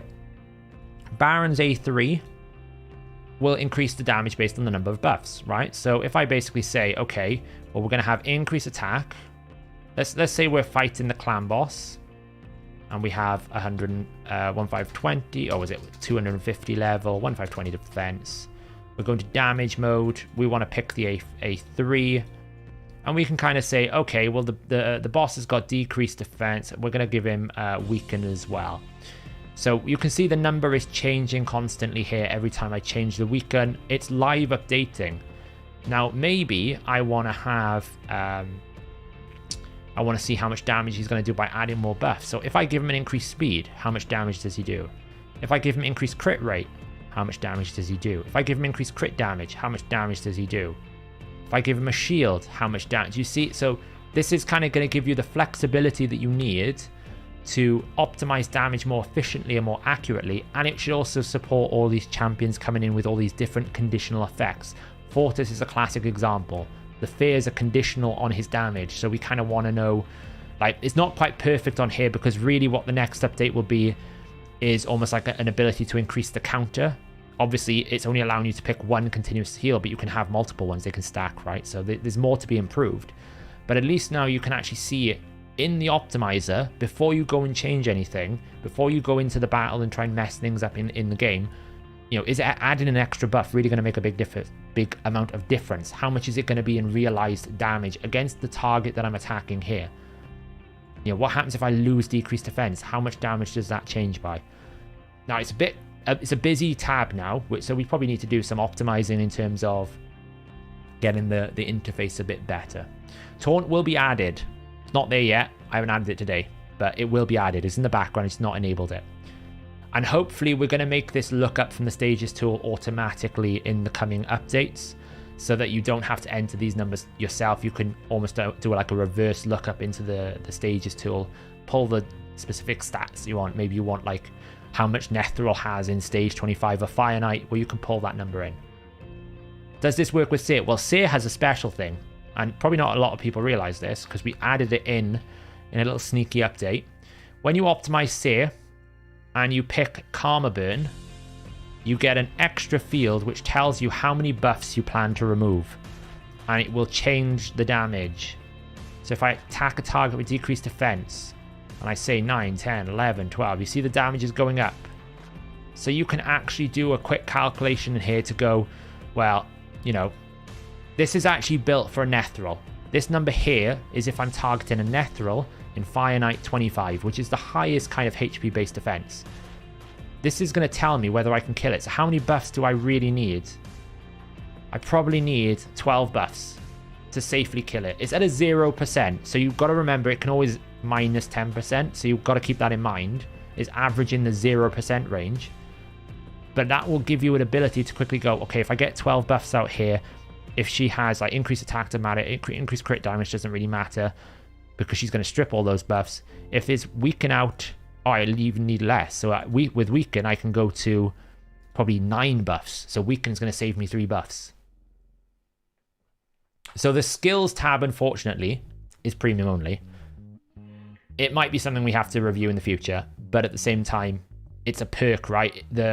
Being able to do this and see the damage doesn't really stop you from optimizing, and we always have this thing that we don't want to prohibit members from using the tool at all, but anything that enhances their experience or makes it easier, that's when we kind of lean towards premium set stuff. But if you're a premium member, you'll be able to see this in full.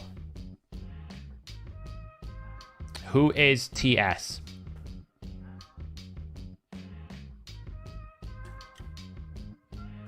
I think what really needs better optimization on the site is the main page. Which page? On the optimizer or the home or hellhades.com, Philip. Where is the protected crit damage out? Seer can't strip that, right? I think she can strip protected buffs. She can't. I don't think she can strip protection mode 1, but I'm pretty sure protection set is protection mode 0. So I don't think she can strip a bolster set, but I think she can strip protected buffs unless they come through as protection mode 1. So I don't know how it works like Mighty Uko's passive, for example.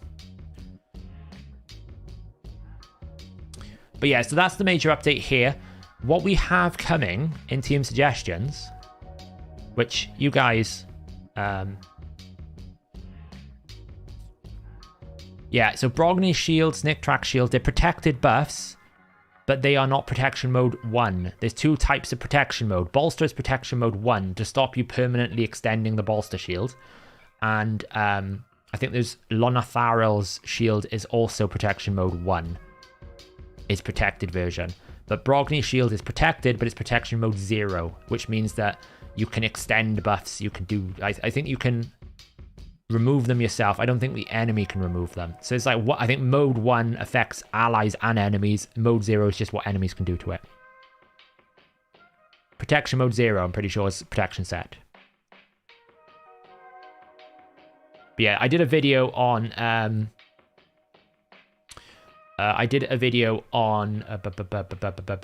the protection mode when it actually came out with bolster. When we looked at bolster sets, I did an explanation of how mode 1 and mode 0 is variable and how it's different. Right now, Fortis is hitting less than it was on the test server. I don't know what it was hitting on the test server, but we're going to optimize Fortis. Oh, a little sneak peek for tomorrow, guys. I'll find the image for you because it's currently out, but I'll find the image. You'll enjoy this. This is a requested feature that we've had for the optimizer team suggestions for however long that I can remember it has been out. We've had this request a lot. This is coming to team suggestions tomorrow.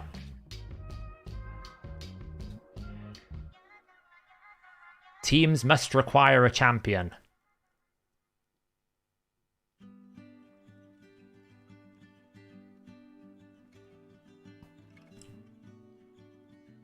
So you'll be able to look up any champion in your account and say that the team must have that champion. And there is an option to have 2 champions. So you could filter by 2 required champions. We might add a third going forward, but we thought we'd start with 2. It doesn't allow you to include champions from outside of your account at the moment, but it will allow you to filter it down. And the other thing that we have also added, this is free coming tomorrow. This isn't for any paid members, this is free coming tomorrow. The other thing that you will be able to do tomorrow is you will be able to exclude champions that you have used already in your Hydra teams. That is coming tomorrow as well. Little sneak peek. You're getting it, like, I'm being the Hellhades leaker for once, instead of Hellhades himself. So with the Hydra effect, you will need to, after you complete your Hydra battle, live refresh or upload to the optimizer, but then you'll be able to put a toggle on that basically says exclude any champions from the sort of my list of champions that I've already used, and then find me teams that I can still build from those subset of champions. So it won't exclude champion types. So if you've got like 3 Shamaels, you've used one of them, it'll still look for teams with Shamael. It'll only do it if you had 1 Duchess, you've used the Duchess, then it will exclude any teams that had Duchess in it. So, yes, Luke, this is a prototype. When you type, you'll be able to type the champion's name and it will pre-populate the drop-down. It will filter it so you can pick what you want. We are probably going to adapt this for the skills drop-down on the champions tab as well. So that's the idea. So at the moment, as I said, it only does your champions, but I know that a lot of people have asked for this for a while. It's the stuff that we're doing today in terms of maintenance is what allows us to do this. It's a new thing. So yeah, that's coming tomorrow. We've almost finished it. We just wanted to be safe. We didn't want to break it, so we're going to do the release tomorrow. And then Team Suggestions is back in the window. Would be nice to be able to search in the presets tab. Hard to find builds there. Presets, we were talking about that the other day actually. We're going to be looking at completely rebuilding the preset model to be a bit more advanced. So we were thinking of having a model in which users can save presets, but they'll also be able to get the results of a previous optimization task as well. So that's the idea. That's what we're hoping for. So that when you go into the presets tab, you can either reload a config you used before, but also see the results that you had with that config at that time as well, so that it gives you better options. Like if you were doing the situation where you wanted to compare bolster versus shield, you'd be able to optimize once with bolster, optimize again then with shield, and then be able to just, without having to re-optimize bolster again, go and look at the previous job and kind of compare. I know that's something that people have asked for as well, but that's going to require a bit of work, and we haven't really got it nailed down yet. Are you a developer yourself? Yeah, I made this drop down myself. I do most of the front end stuff on the optimizer, guys. I'm a multifaceted person. I don't do all the complicated back end stuff. I leave that to our other team members. But this front end stuff, that's yours truly. Is it possible to get non-premium members to see the gear sets used in the team suggestions portion as well as the speeds? Oh, I'll have to take that up with the main boss himself, Woods. Maybe if you drop Hellhades a DM, see what he wants to do.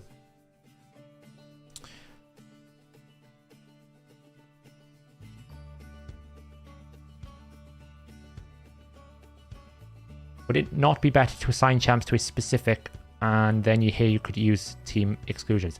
Swift, that's coming. That's part of what I wanted to. So I'll close this. But one of the big things that we're doing with this update is we're now going to be able to start looking at things like giving you the ability to see your teams that you're running, or see the stats that you have run, or look at your reward averages, or look at different things, right? So the big thing about this release is it gives us the flexibility now to be able to give lots more to the actual platform. So you will be able to do things like, I can see the teams that I've run in Fire, and I unlock the team, so that when I go to the optimization pane and I look at this champion here, I go, okay, exclude locked teams. Not just champions, but teams that I've locked in entirety, and gives you more flexibility and options. We've got like crazy plans, which is going to really blow people's minds and actually make this whole experience better for them. Some of it will be premium potentially, some of it will be free. As I said, our modus operandum is anything that you need to do on the optimizer will be free. Anything that adds value, makes your life easier, gives you an enhanced experience, but doesn't stop you from using it, that's probably going to be leaning towards premium. Because as Fiction says, you know, I got to earn a salary. He's got to, you know, pay his house, and he's got to run the company, and we got people we pay. These things don't happen overnight for free. If it did, none of this stuff would ever get done.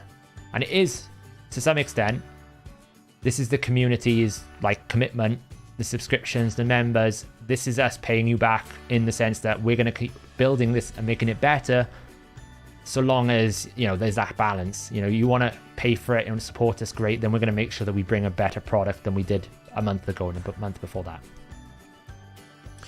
So I wouldn't expect to see the stats or anything, but for, I know what you're saying. You basically just want to see the artifact sets.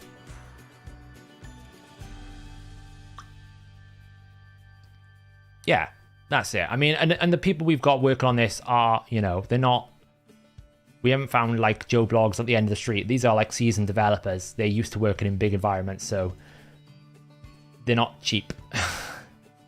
And we're not cheap either. We don't want people working for, you know, building something for free. It's not, it's okay, it's good for the community, but at the end of the day, people have got, you know, there's time. The amount of time invested to make all this work is not small.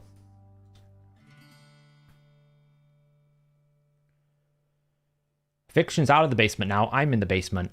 I've taken over his spot. Right, so we're going to build Fortis for damage here.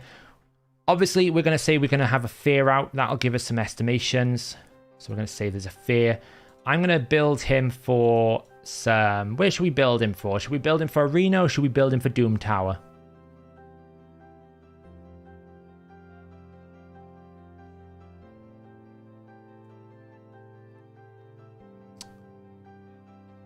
I think we're going to build him for some Doom Towery stuff. Let's go with 3,000 defense. Let's do that. Target level is important if you're running Crushing Rend, but otherwise it's not important. Let's go with this. We'll go with Astral Terrors. We'll go increased defense buff. Cool. Battle. So this is kind of how I would set up a battle tab. I'm saying I'm going to give him the defense buff. I'm going to give him all these different things. His weaken out maybe. We're going to decrease the defense. Setting the right defense value is important, especially for a champion that ignores defense, because that will determine whether or not you need, and whether you need to have Savage Gear. So if I take that off, that will give me Savage Gear. If I put it back on, it might not.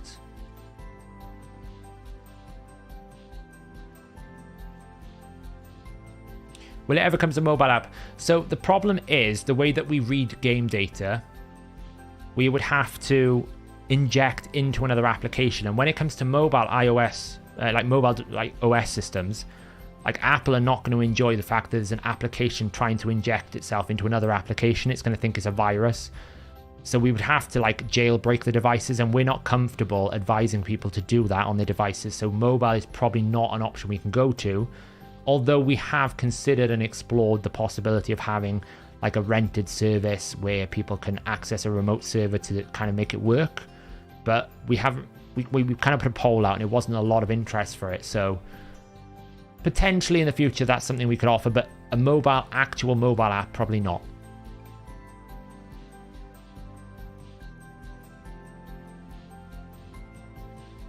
Raid will never give us an API integration. I can't even get on the test server, mate. You want me to get an API integration? Bear with. So I always like to build my sort of damage dealers with around about 190 speed. The good thing is we don't need crit rate. So if I click override, so this should be ignoring crit rates. Let's just check. I put fear out. Damage of the skill. This attack is always critical against targets against fear. So hopefully, we're going to check. Hopefully it should return 0% crit rate builds because I've put fear out. So therefore, I don't need critical rate. If I've coded this properly. If I haven't, I've broken it. I've bugged it. Imagine that conversation. It's like, yeah, so guys, I know we kind of broke the test server rules, and I know you don't want me to be anywhere near your test server, but can I have an API? Yeah.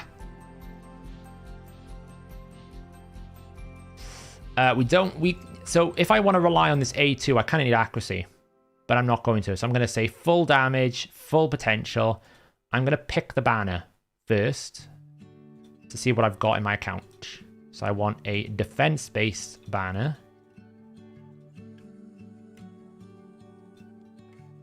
Wow. Do I really have that few options for defense-based in my account? That's insane. I have 3 defense banners in the entire account. No way. Oh, 3 with defense percentage. That's actually that's insane. I have 3 banners with defense percentage, substat, and defense primary. Wow.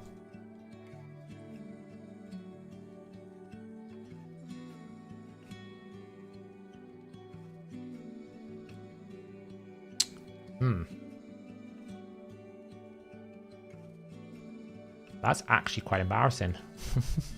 Need to go farm some more. Need to go farm some more spider and keep some of these banners, apparently. It's funny how you can have some factions where there's just like a void. You know, you don't want to look at my inbox. Nobody wants to look at my inbox right now. So we know we're going to want crit damage with defense substat. Whoa. It's laggy. It's going to get even worse trying to fit like a new faction worth of accessories in here, isn't it?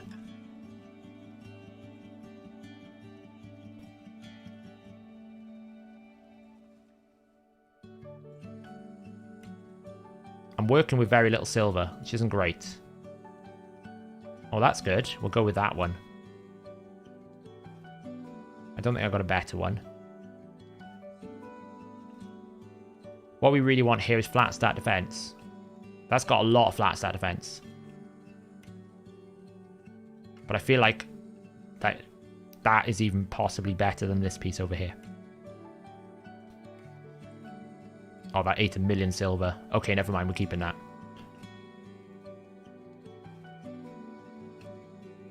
Oh, to be honest, Track, if they increase the max, I don't even think we can load artifacts because it's so buggy.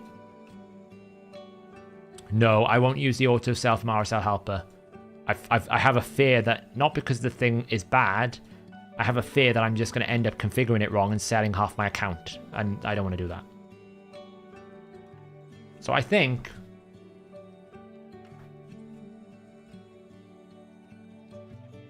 the one that I've got equipped might be better because it is revenge. And he does have a fear on his A1, even though I'm not putting accuracy in his build. So I think we're going to do that. Live refresh. Pull that in. So masteries wise, with crit rate, crit damage, we're probably going to go defense as well. Okay. Battle. Awesome.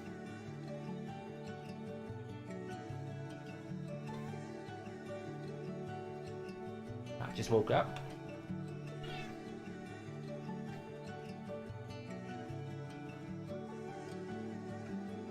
Oh, again, we probably won't have auto selling.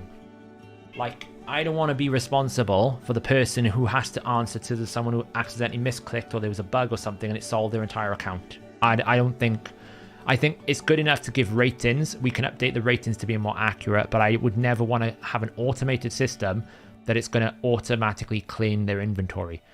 You know, if we were to ever to add like an auto clicker, we would have obviously an auto sell feature for one instance because it's not going to end the game if you don't do that. But we will never have an auto cleaner of inventory. I think that's just too dangerous. Is this champion role not a... Is this champion's role? Oh, right. You're seeing champion's role. That's in beta. We've got some plans to basically create our own champion power rating that actually makes sense. Nothing that's just, if you've got resistance, you're like really giga charged, but actually based on like, he's a damage dealer, or he's a tank, or he's a debuffer. But I haven't built out the reasoning behind why it's there yet, so we're going to work on that. It's in beta, I should have probably said that. You're seeing little things, I'm leaking more things. Yeah, exactly, Jeff. That is the exact example that I don't want to touch. I don't want to have to be that person that says, sorry, there's nothing we can do. You misunderstood the tool. And it's so easy for you to misunderstand what you're doing in a complicated tool. unless that UI is absolutely perfect, I'm not risking it. I think it's not too good. Flawless because he ignores defense. I'm actually probably going to go Helm Smasher because I don't think he ignores enough Ghosty. Right, spout stat slots. We're not going to need that. We're not going to need that. That's going to speed up our optimization.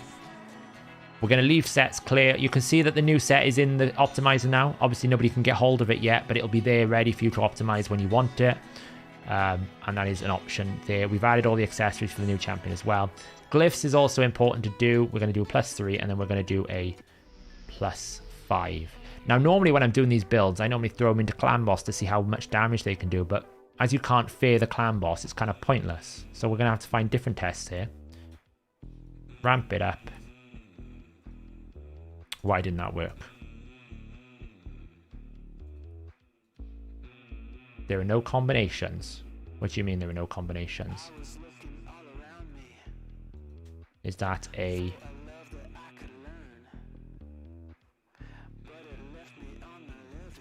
Apparently, it cannot find damage for that A3, which is a bit unusual.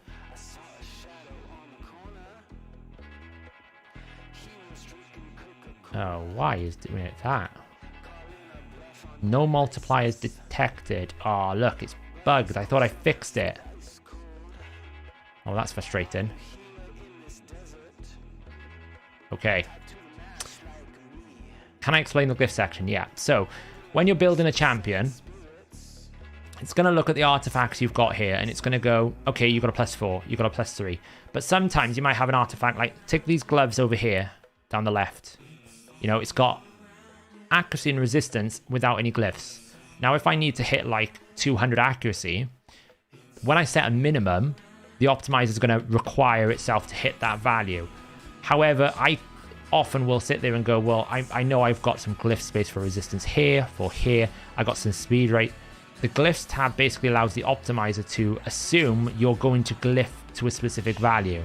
So it's going to go, okay, assume that if there's any speed substat, I'm willing to glyph it to +3.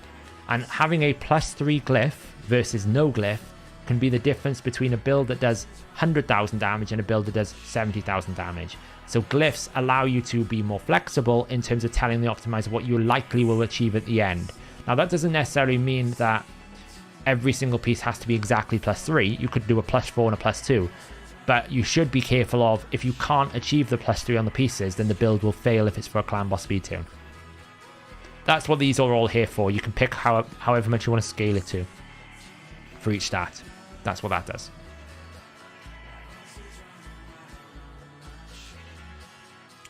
I got to figure out why this is busted on here. It's kind of frustrating because I can't really optimize him on the A2 because he, yeah. The +3, yeah, so what the +3 basically does is what I'm telling this is if there is a piece, any piece, that's a banner or any of the 6 pieces that has speed, assume we're going to glyph it to +3. If it's got a higher glyph, it takes the higher glyph. So if, for example, here you look at this, my helmet has already got +4, then it will assume that's got +4. It's not going to then bring it down to +3. It's going to say, well, that's a +4. I'm going to find builds, assuming that's a +4, but every other speed is +3. So it sets the minimum. If you want to know what advanced does, it's if you really want to go in depth. If you want to pick specific pieces with specific glyphs. This is sometimes useful if you've got like a really fast bit. So if you look at my helmet, it's a triple roll, 21. So I might go in here and say, well, I want this to be, reset this a second. I might go in here and I say, I'm willing to glyph this one to a +6 because it's a triple. So it's worth me using 6-star glyphs. But otherwise, I want other pieces not to be. And I might then go into slots and say, don't optimize the helmet. I want to keep that helmet. That's what advanced allows you to do. It allows you to go really in depth into what you want typical pieces to be. It's for advanced users looking to min-max a very, very, very tight build. But generally, you're probably going to just do basics. Basic is fine. +3. You can obviously, it's not doing it per tier, it's doing it per value. So it's not a 3-star glyph, it's a +3 from a glyph. This isn't a 7-star glyph, it doesn't exist. It's what it can roll to.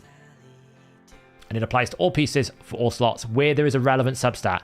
So obviously if it picks a piece that doesn't have speed, it can't glyph it, so it won't glyph it.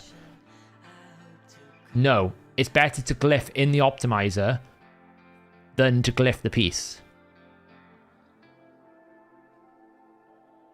It's subjective, right? I often pick +3 as a starter. I look at my account and I kind of go, you know, how many glyphs am I sitting on?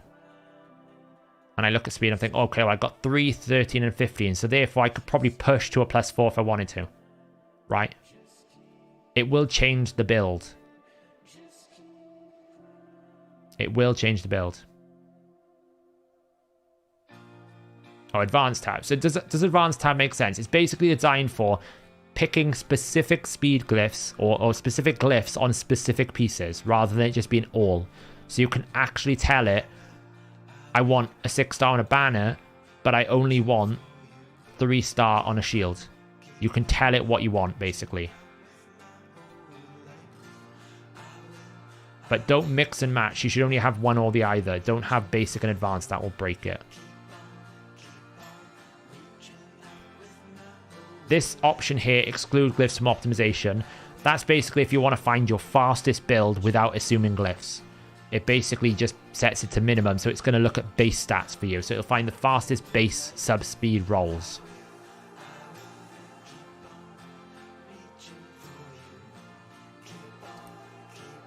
Does that mean if I have 3 pieces that I can glyph +3, when I select +3 in the optimizer, does it think I will only add +3 speed or +3 each piece? So what it will do is if you've got, so for example, if we use my current situation as an example here, right? Down the bottom left, I have got 1, 2, 3, 4, 5, 4 pieces and a banner that have speed sub-roll. It won't change the helm, that's a +4. But it will assume that I'm going to +3 the chest, +3 the weapon, it's already +3, so that's fine, +3 the shield, and +3 the banner, unless I do the advanced mode and I then change what I want per slot. If I simply just want to have a banner glyphed, I can go into advanced and I can literally say optimize the banner with 6 speed. It won't optimize anything else with speed glyphs. It will just do the banner slot. If the banner has speed, it will put +6 on it. Advanced, I always recommend for more experienced users of the optimizer. For most people, all I recommend is you 100% use the glyphs tab because it can change the outcome quite a lot. But just do the basic because it gives you enough for what you need to know. Yeah, that was requested by someone. It's really good if I want to kind of go, you know, let's just find Lysandra, for example. I say, hey, Lys, I want you to go as fast as possible. So I want to have, let me reset this. I'll go to battle stats. All I want is the fastest speed possible. Do that. This should give me the fastest build that I can possibly have, but it will calculate it as if I don't have glyphs. So it's looking at all of my base speed here. And if I did it on include artifacts on lock champions. So now it's going to give me that this is the fastest I can possibly have. You can see it's taken the glyphs away. Now I have glyphs on these pieces, but what it's doing is it's finding the pieces that have the highest base speed on my account. So I know that the highest unglyph speed I can be is 330. If I then go and take that off, do this, then it comes to 372, right? Because now it's including the glyphs. If I wanted to know what the fastest possible I could have with the highest amount of glyphs, I would just go here. This is the fastest I could build if I +5 to every, +8'd everything. This would be my fastest build. For this faction, of course, because it's reliant on the banner. Yeah, so one thing we want to do, Rob, going like in the future is have it so that this quick start has some more like helpers. So maybe it has like a assume rank 4 for everything, or assume the max of a rank 4, the minimum of a rank 4, something like that. That's kind of like the goal, is to basically add some more flexibility to quick start. You can also filter out specific items here. So if you didn't want to glyph any epic pieces, you can exclude them. You can basically say I only want to glyph legendary and mythical. If you only wanted to glyph epic, you could also say that as well. And you can do the same thing for rank. Say like I only want to glyph 6-star pieces. Well, it'll tell me. The other thing it will do as well is if I've picked +6, but the piece it recommends to me is a rank 5, it will put it to rank 5 naturally. It's not going to assume that you can +6 a rank 5 champion artifact, because you can't, right? So it's going to do it to the minimum or the maximum that it can do for that artifact. But it's really powerful glyphs. It's really important.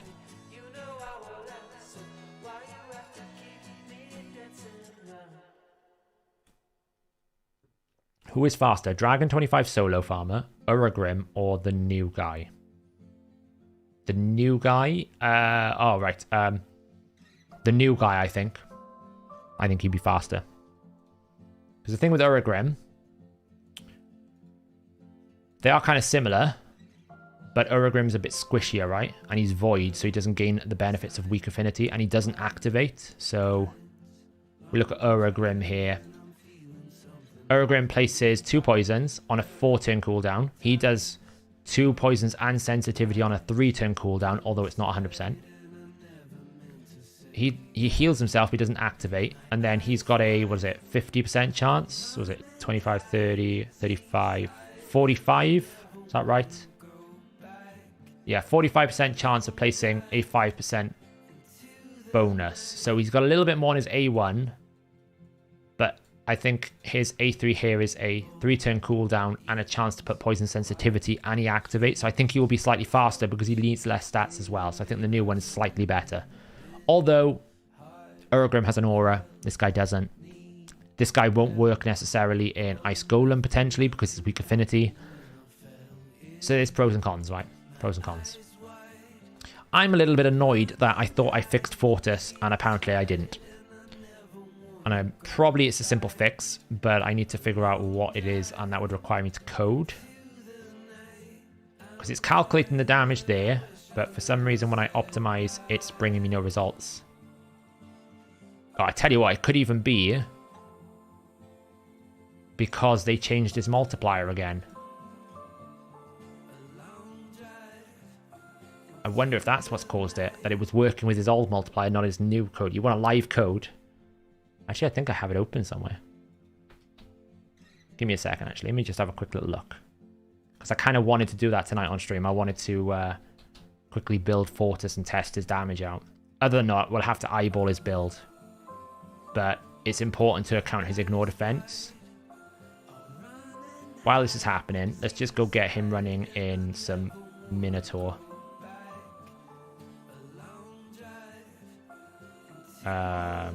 Off you go, mate.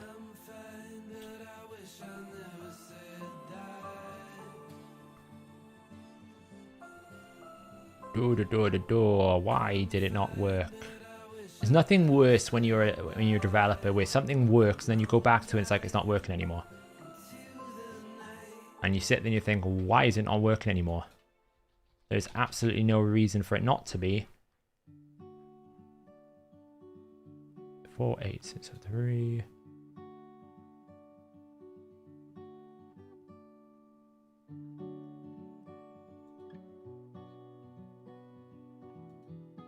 Oh, I bet it's the counter malarkey. Yes, I didn't actually fix it. I could probably fix it very quickly now thinking on it, which we'll do. We're doing live coding, guys, but you can't see it. You can watch Fortis hit things. I can't really see chat at the moment. So talk amongst yourselves for 2 seconds while I see if I do a quick little fix here.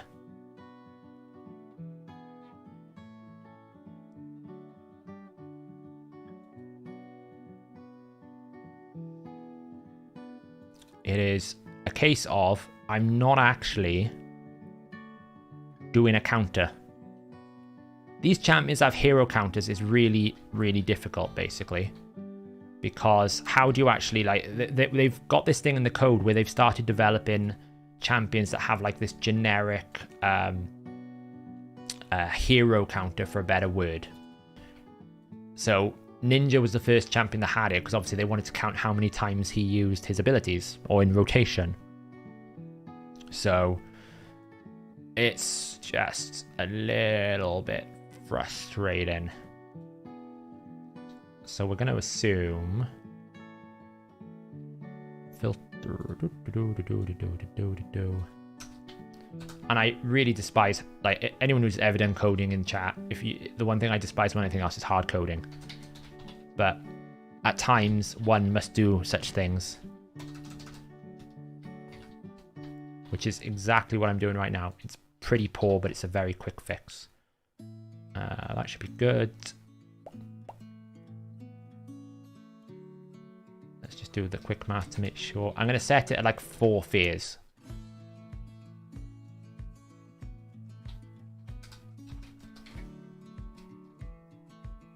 There we go. We did live code in.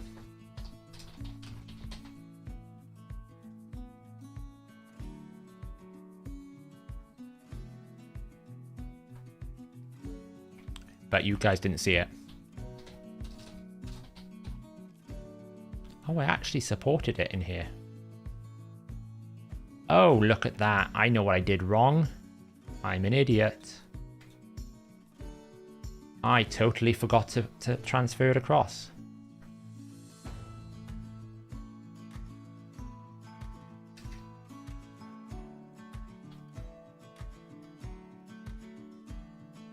Yeah, that looks good.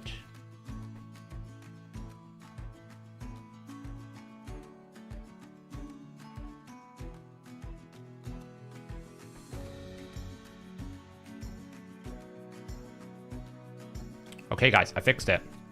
We just need to wait 5 minutes. Let's catch up with code. What code editor you use? So for a lot of the analysis tools I use on Champions, I use Visual Studio Code. For the optimizer, I use Visual Studio itself.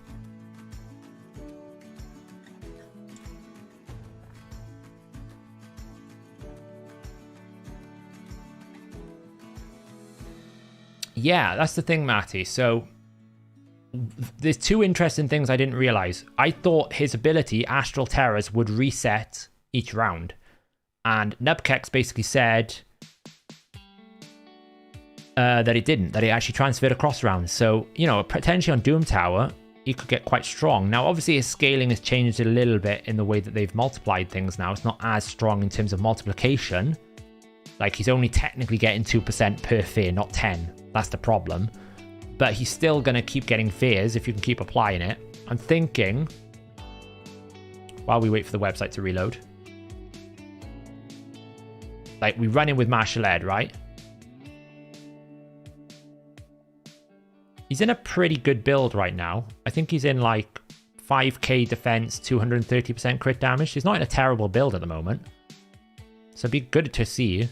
Obviously, for bosses, it doesn't make any difference. I think I put him in this to test it, but I actually don't know what team I'm running here. It's really slow, whatever it is.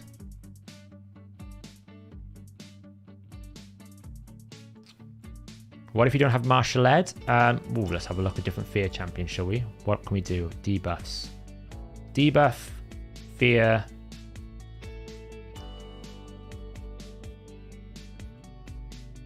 And let's make it AoE. So you could run...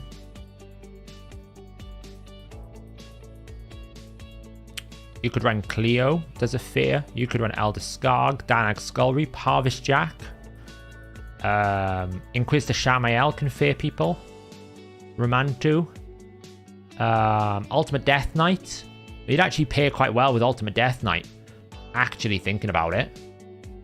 Because I've been trying to think where in Heaven's Earth are you going to have this mechanic where this debuff can't be resisted by targets under fear debuffs.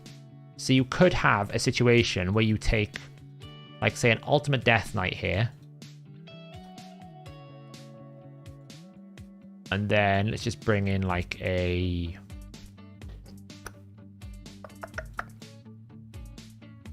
I don't know, a Lydia or something. We need a defense buff. Who's a defense buffer? Never remember these things. Right, let's bring in our boy, the Black Knight. And let's bring in Gomlock. There you go.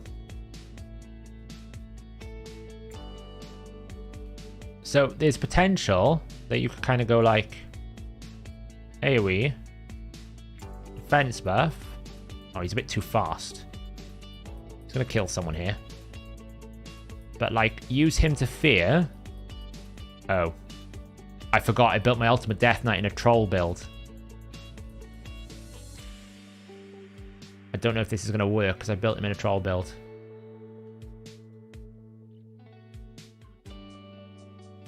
And he's not booked. So the idea with is that A2, the A2 applies a normal fear. So that means he should be able to like absorb it.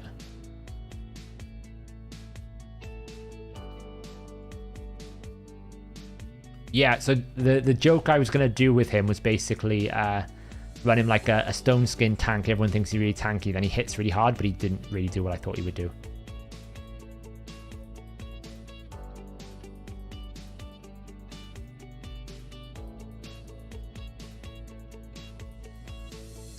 Just clear this out.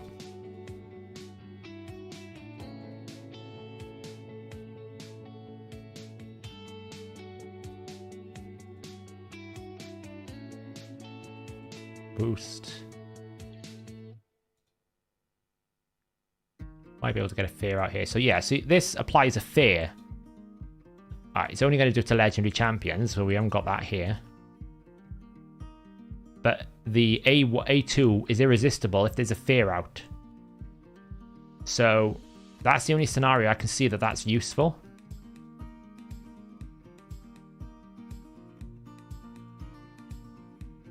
Mind you, my Fortis is only level 9. He's doing a fair chunk of damage already. Yeah, legendary champions, that's it. That's annoying, I forgot about that. Let's just run this on auto. What are the champions? Pharsalis Gravedirt. Whenever an ally HP drops below 50%, he has a 50% chance of doing a fear. Arndulf. It's a 25% chance of placing a fear. We've got low chances here then. But in terms of 100% chances, we've got Vassal of the Seal, if you ever get to him. Mashaled, Leorius, Shamael when he kills someone. Harvest Jack, Elder Skarg, Danag Skullreap, and Cleopteryx. So the options are there. There's not a lot. There's just not that many of them. Yoshi does it as well, yes. I only picked AoE. So obviously if you don't do AoE, there's a lot more options, right? You've got Madame Cerise can do fears. You've got Cardiel can do fears. You have Gamaran, Lydia with her A1. Masked Fearmonger can do it. We get Miscreated Monster Nobel. I mean, there's a world in which you could run. Basically, I know he's a bit of a meme.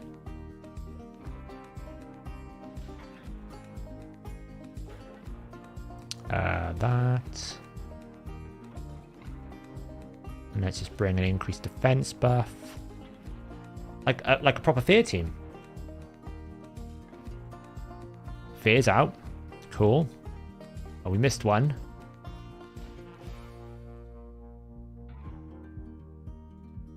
How much does it do? Let's slow it down. He's at level 10. It's actually quite low right now. It's not bad for level 10. And then, of course, you got this guy. He comes in. Can do his stuff. It's like an ultimate fear speed team. So here's how we know whether it actually works across waves now, because this should do more than 30,000. It should do like 50,000. We did less. So maybe they've bug fixed it so it doesn't cross waves as well, because that should have done more damage. But it did less. Oh wait, he didn't have the defense buff, so it would have done more damage.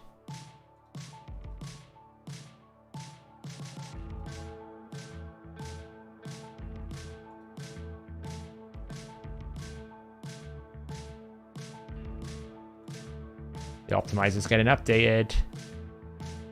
We should be able to do some optimizations on him now, hopefully. Has the optimizer repeat where it pulls in the champions codes and just puts those as the minimum to see if they're straight up? So it's something that people have asked for before, but actually it's against like kind of the concept of what the optimizer is for.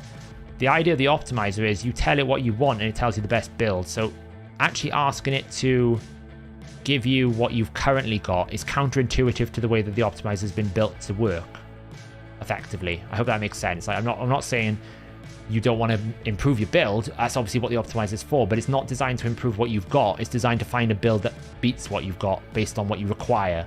Like, I could come in and I could rechange the Fortis to be a fear champion, not a damage dealer. So what I think will be interesting is when we start looking at your artifacts you have on there and highlighting weaknesses within the artifact based on the role that I was showing before that you have picked. Wonder how much this hits for now. 10,000. That's not bad considering he's not built for damage. But yeah, the idea in the future maybe is we look at your artifact and go, well, you've picked damage dealer, but hey, this piece has got resistance and this piece has got resistance. If you're looking to improve this build, these are the pieces that are weak. These are the pieces that are not so good. So while that's finishing this, let's go jump back across to the optimizer, which has now got Fortis built in here, which hopefully we should be able to now do a damage test. Will it work? No! I'm going to lose my mind here. Maybe I need to refresh. Like live refresh. Come on now. Coding. It's not something I'm good at doing on the fly.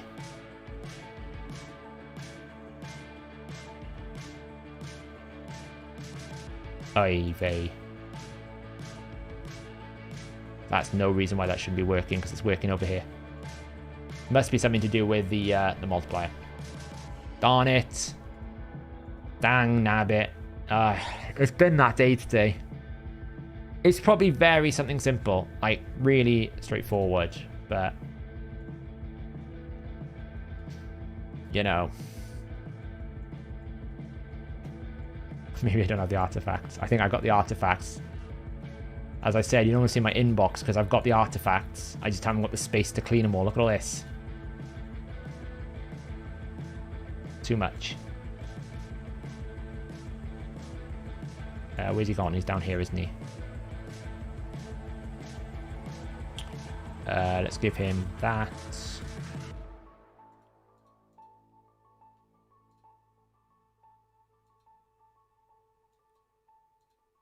I know. If I were champion that's fully booked, is there anything to use his dupes for other than food or that duplicate? Obviously faction guardians, or you just use him for food.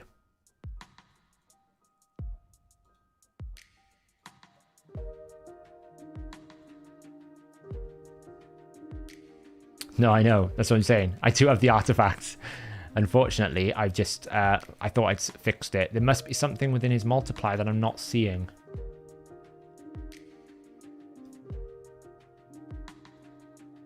Which I can't quite figure out. It could be it. Let's just have a quick look. Maybe they've changed something else. Because I had it working in a dev environment before we went live with this change. Because I was like, hey guys, you know, Acrisia is fixed, Fortis is supported, we're all good, and then it's like, you know.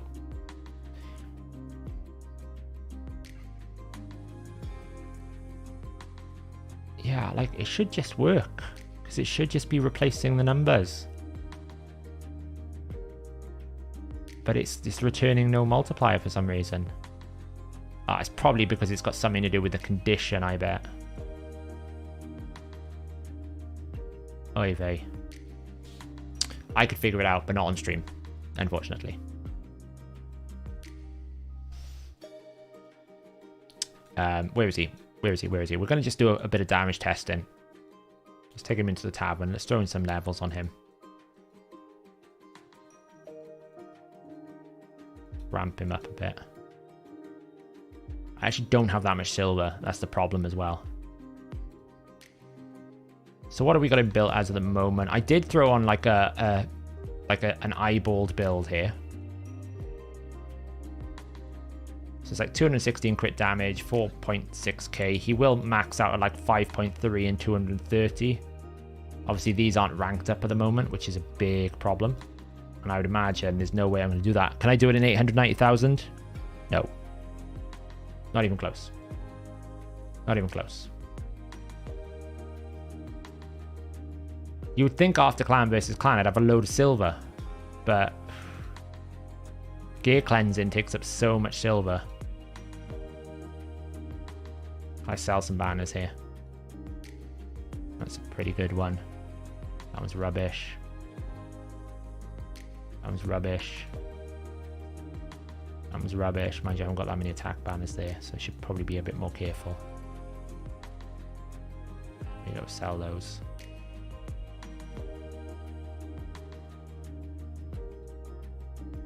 Do a gear cleansing episode? No. It's been a long 2 days prepping for this update. Getting all of it done, getting the champions assessed.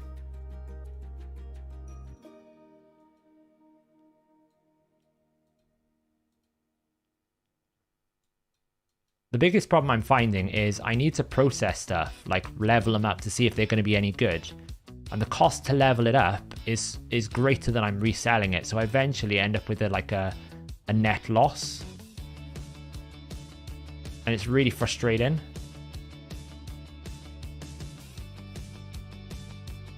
So I'm kind of looking for pieces here where it's like either they're not double rolled or they split rolled, like that piece.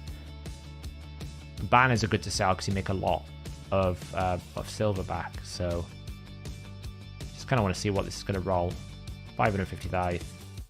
Nope. Oh wow, it didn't even level once.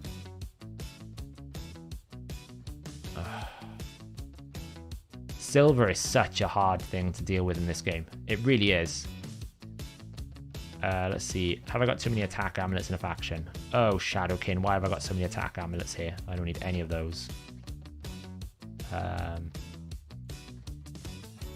You're pretty rubbish. Oh, Lord above.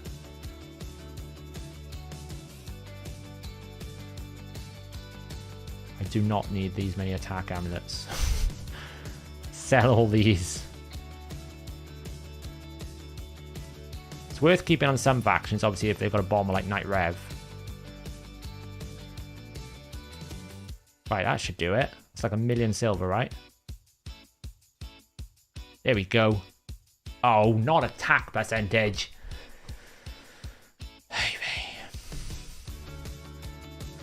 I don't know, he's an alright build. It's a test build. Let's have a look. Let's take him in Doom Tower. Let's throw him into, like, I don't know, floor 95. Let's swap out Seer. And let's bring in Fortis. Where is he? Oh, that's not Fortis. And we need a Fear champion here, so we're going to have to drop Gergo, and we're going to bring in, like, Salad, I guess. But I think he's going to just die. Doom Tower hard. I don't think he's going to live long. We'll find out. Yeah, you get to a point in some accounts where you just have lots of silver. The problem is I do content, which means that I need to rebuild constantly. And that silver just keeps draining. Get the fear out. Right, so that should be like 5 fear. So we're at 3.9 times multiplier right now. This team doesn't have defense buff, which is not ideal. What can he do? Well, that's pretty weak sauce. I mean, he is like, yes. Let me just see if I can get like a defense buff in here. Let's run with Martyr instead.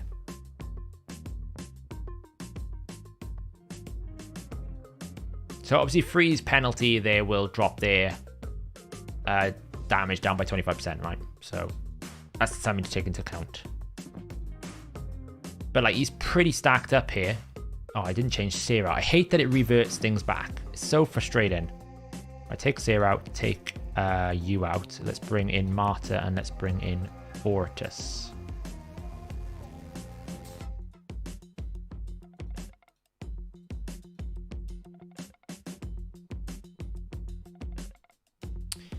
Okay, let's try that again. I hate that it resets that. So obviously we're going to lose minus 25% damage for the freeze debuff. Going to boost this. Okay. I've forgotten frigging Salad now. Oh. Guys. Falling apart. Okay, let's try again.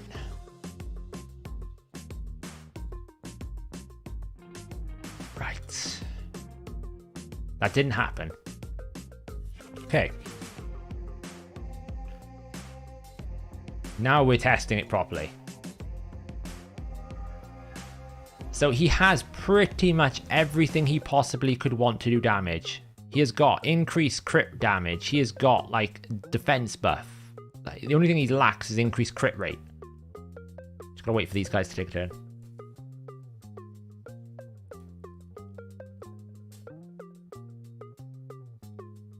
Now, the nice thing with having him with Lydia is Lydia can A1 fear. That's going to give him an extra fear, right?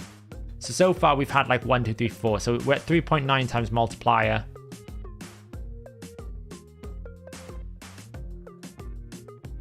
That wasn't that good.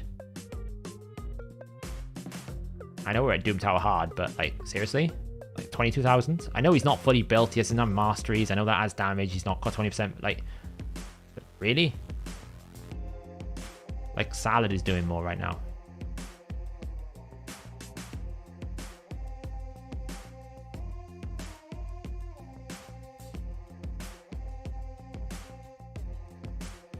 I can't place phase here, so might as well do that now. We resisted, obviously. That was a mistake. I should have used her ability on another champion so it didn't die. Right, more fears. What I really want to see is, obviously I'm going to get through this wave. I want to see how much damage he's going to get by wave 3.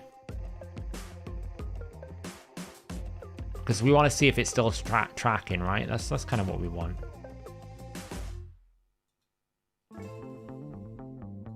The nice thing is, at least he is defense-based. You know, he could have been an attack-based nuker here, and then we'd be like, oh, well, we can't even keep him alive. But, like, see there, that fear on that A1, it's a 1-turn cooldown.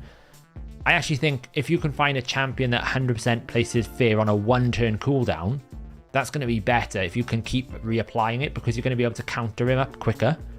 What the one advantage he has over someone like Solus is he has no actual cap to this ability. He's going to just keep increasing the cap over and over and over again. So if you can keep applying fears, you can make him go a lot more damage. So we should have the fear back up here in a second. Defense buff. So like here, I might as well just like fear because I got an extra turn. Now, the only problem is we're probably going to lose the Salad. Thank God he didn't get block revived. Yes, Eris, for example. Would spread debuffs count? Well, if you're placing the fear, I think it might. It's an interesting thing. I don't even know. I've got a Vizier. We'll try it now in a second. Wait, can you spread fear debuffs? I don't think you can you? I don't think you can spread debuffs. No. Right, let's just get this back into control here because... Wait, the other thing I like about him as well, you actually can activate his secret skill really quickly. It doesn't feel like Mortu Macabre and Baron where it was like, this is impossible, I'm never going to get it activated. It feels like you place a fear, you get it available. So that's nice. The uptime of it is really good. Like, it's back again. I could just keep... You know, boom. The damage is not good. I've unlocked it again. You know.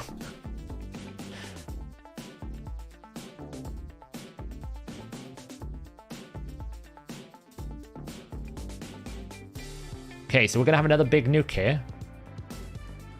What does it do compared to the first time? Eventually, when I get back around to this bit... Okay, what does it do now? 75k, so it's scaling. You know, it's getting there. I wonder if he is faster than, say, if you have him properly built out for, like, this kind of... If you don't have a Kai'Ma. Like, my problem is I don't have a Kai'Ma, I don't have a Carvelax, I don't have a Theodore. I've unlocked it again. Like, you have no requirement for, like, a skill reduction cooldown here, because I can just keep doing this all the time. And like in this situation, I've got it available again. It's like, so that's really nice.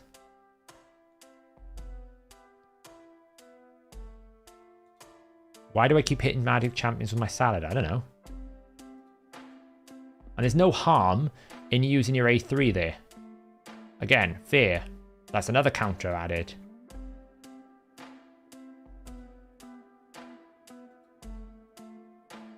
It's unlocked again, so I might as well just keep using that.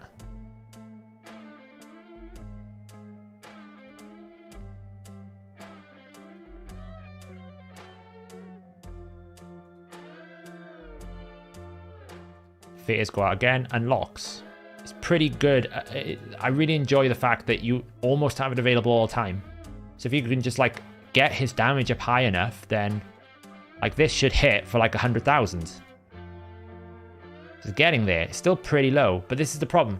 By now we've done like 20 fears, but we should be getting 200% more damage. We're not, because it's like 2%. So it's like, you know, normally if the way that it should work, you get 10% per fear and you've done 20 fears. That should be giving you 200%, right? But it's actually only 2%. So you're getting 40% extra damage, not 200% extra damage. It's not scaling. Yeah, but this, what you gotta remember is, cool, this is not optimized in any way at all. So, like, he's not got any masteries, he's not fully booked, he's not in a speed team with the right fear champions, he's not built in Savage and Lethal, which is where I'd probably build him, is build him in a proper Savage build. If I could get the optimizer to work, that's what I would have been doing tonight. There we go, we've unlocked it again. Place another fear.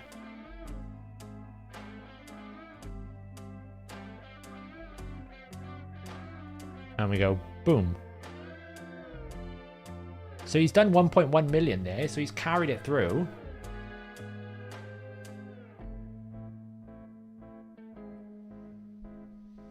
So yeah, I mean, my salad's not built at all for this.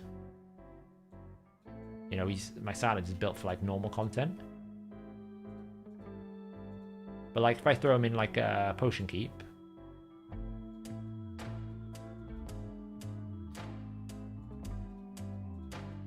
we just throw boom, boom, boom. Yeah, if I had silver, boost, fear, unlock. Oh, he's resisted again.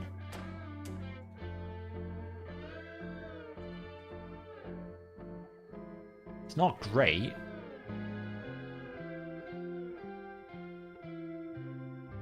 I have no idea how you'd use his passive either. I've not really thought about that.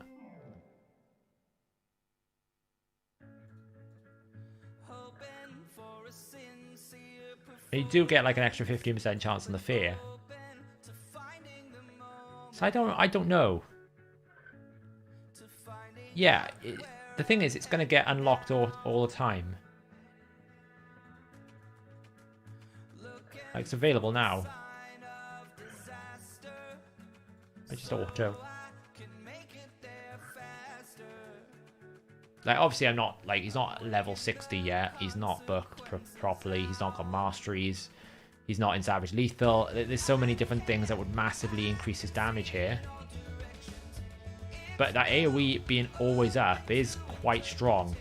Now, we know in PvP it doesn't work because you can't get fear. And on Gen's bosses, it's going to be a bit of a problem. Because when are you ever going to place a fear? Like, you know, that's unlocked. That's cool.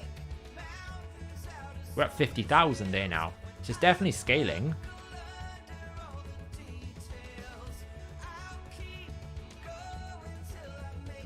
We've unlocked it again. So we'll have it again.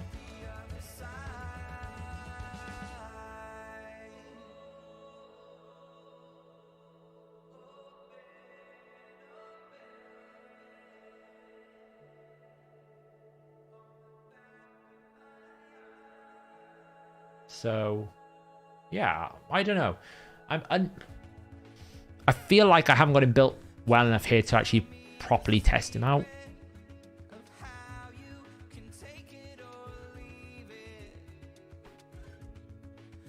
You know, he is pumping more damage than Mashaled, and Mashaled's A1 is strong, and Mashaled in my team here is at least like fully mastered, fully booked, and built in some sort of decentish stats. Okay, not crazy attack, but he's still like, he's outperforming him, and he's not fully booked or mastered. Like, I suppose if you like could do something gimmicky, like, wonder how hard we can make him hit here.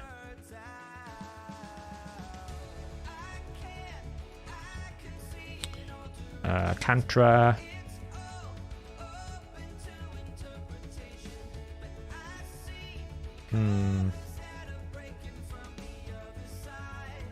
Salad, I guess.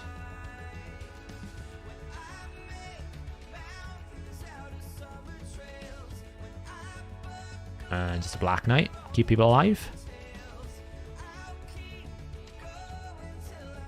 See what happens.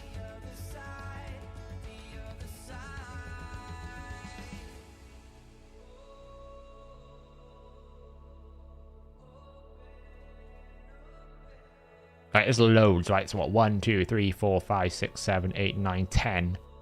So that should be 4.5 multiplier.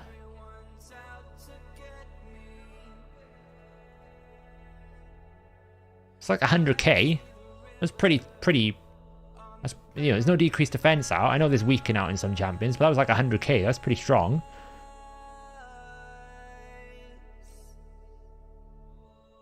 Just auto it, see what we can get it to scale to.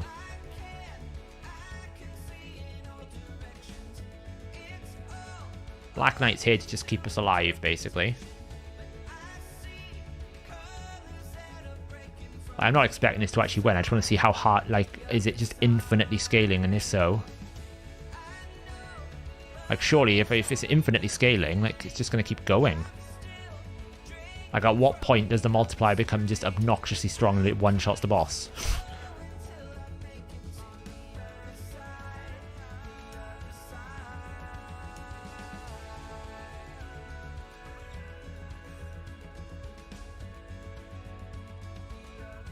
That's another 10 phaser out there now, so we're up to like 20. So that's like a 4.5, 5.5. Every time Martial Ed does phase, we add 1 to the multiplier, basically. It's getting there though, Midnight Sleep. It's getting there. That's all you got to remember. We have no decreased defense, which doesn't help here. He also does it himself a little bit, so we must be up to like, you know, 6 times multiplier. I just want to see like how hard can I actually get him to hit. We're up to 200k now. Going there. But actually, when you think about it, is it that crazy a strategy? Like, we know the problem with lots of high-end spiders is you can't kill the spiderlings, right? You can't out-nuke it. But if you can scale him to a certain point, can you actually just, like kill the spiderlings all the time? I'm not saying it's anywhere useful or any place where you would actually do it, but it's just an interesting concept. Like, that's another 7 times. Now we're up to, like, 7 times multiplier. He is one-shotting the spiderlings without decreased defense out. Yeah, it is a good strategy for spiderlings. Yeah.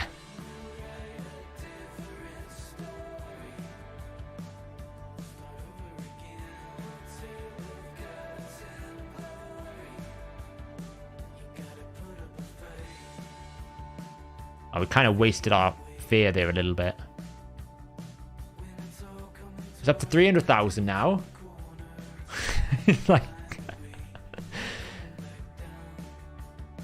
I wonder if we can actually break the game by this hero counter. I wonder if we can actually find a bug that we've got too many fears, and then we have to make them change it that way and revisit it by breaking the game. I wonder if we can do that. That's another one. So every 10 phase is 1 times multiplier. So if every salad ability, that's another 1 times to his multiplier. We're up to 300,000. Scaling. So dumb. Hey, I'm sure if you already mentioned this, do you know when the optimizer will be back? I'm struggling with Hydra so bad. Tomorrow morning, the team suggestions will be turned on. So in about 12 hours from now. It took a bit longer to do the import, and we just want to be safe. We don't want to break it. So tomorrow morning it should be re-enabled.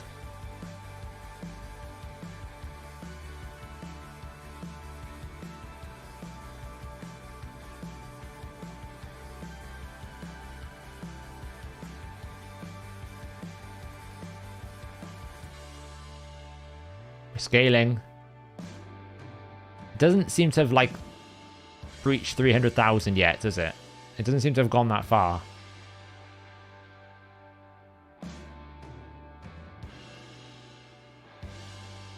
Like, his A1 is puny there.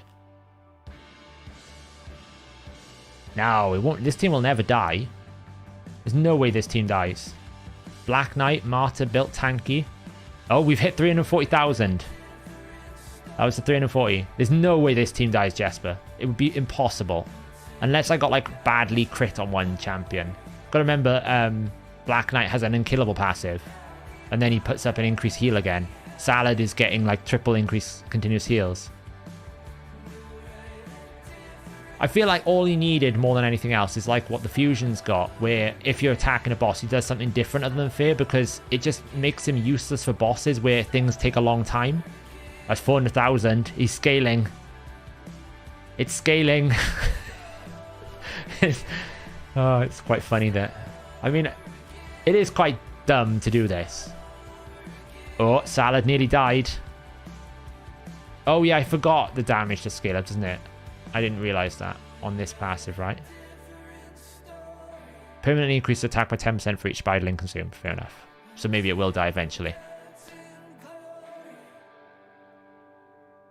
But again, I could bring more tanky teams here to basically outdo it. I could bring decreased attack. I could do loads of things to try and make it last longer.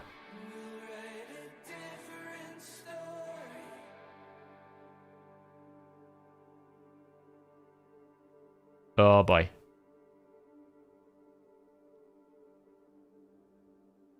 I mean, the next hit will be 500,000, right? If we stay alive. It's got to be like... He's got to be at like a 30 times multiplier by now, right? It's like 400,000 hit. But you can see how it could potentially be good for someone in, say, Doom Tower Hard, who doesn't really have like your Siffies, your Crotraxas, your thing, or not Crotraxas, sorry, like your Siffies, your Seers, your Kaimars. If you don't have that, like, I think he's a pretty good Doom Tower. Like, eventually he's just going to overpower the enemy, right? That's what his kit's been designed for, is eventually you're just going to become way too strong. Now, obviously you don't have a fair champion to do it. It's going to go slower. But you can see he's like... The scaling potential is there. If they bug fixed him, so that the multiplier was actually the way it should be, we'd be seeing significantly more damage scaling, which would require potentially an adjustment to like how much he gets. But you can see, like, we must be like, God knows where we're at now. There's another 10 fears out. It's like 600,000 there. So there's no limit to this, which is good.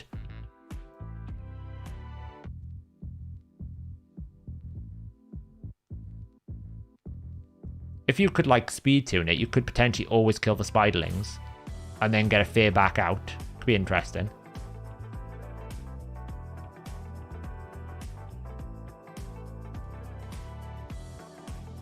I know. If Cantra's... Oh, I did. There you go. Wish is granted. No, they haven't. I don't think there's a cap.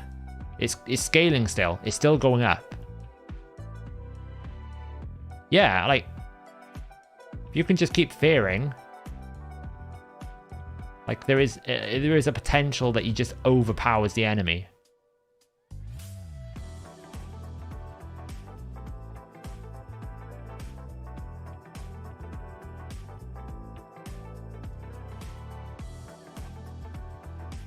What we're going to get. See, still scaling. It's 570,000 now. Yeah, of course you have turn limit. But what I'm saying is I think he's going to scale before the turn limit is an issue. Like, the only reason why this is not taking so long is because the Queen keeps healing, right? If you're on Doom Tower Hard, they'd be dead by now. As long as you can keep your team alive. Yeah, no decreased defense. If we take it off auto a second... Oh, he's got it back. 670,000. What I'm going to do is see if I can target a Spiderling. Oh, we haven't got Martyr here. I was going to see... If we had Martyr here, we could get decreased defense out. But I didn't bring anyone with decreased defense. I'm too invested right now to actually come out of this run. I want to see how high we can get it.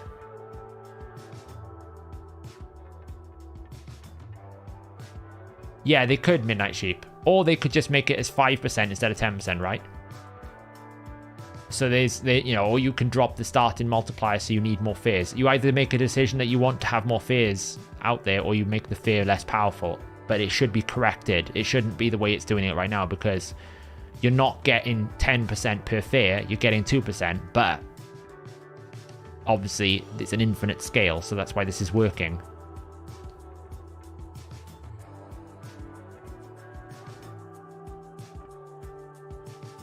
Yeah, the boss is starting to take a bit more heat now. Still only 150k on the boss. But the spiderlings get annihilated. What up, cat? The things I do for content, eh? We 10 minutes in spider just to see how much we can make Fortis hit. Can we hit 1 million? That's the question.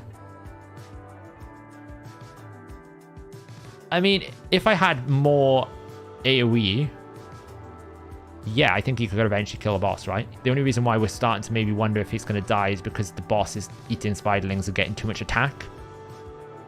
If we had decreased defense and weaken out, I think he could solo it, yeah. Well, you know, solo it with fears.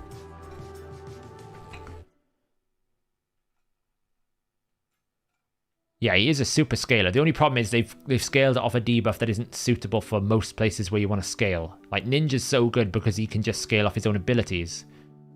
Like here, he requires the fear, and the fear is never going to work in bosses, where bosses is like long form content. So it's a bit frustrating that there isn't an alternative to the fear.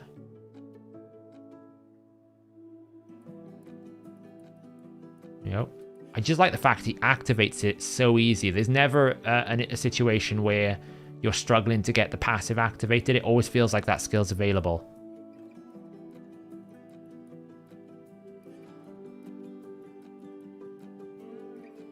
What? Salad took a hammer in there, even with decreased attack out. Yeah, like, maybe that's it. You should scale it off Hex every time you place a Hex. Cool. But doing Fear is just like... You limit his potential so much.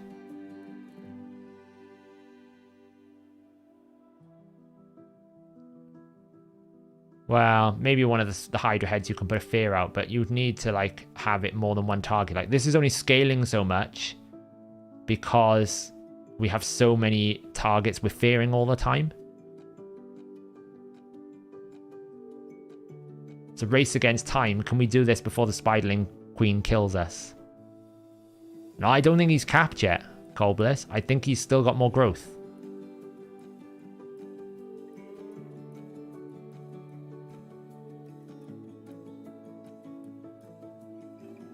Got 860,000 there. God, imagine if this had decreased defense. Just imagine. We're talking like 1.5 million.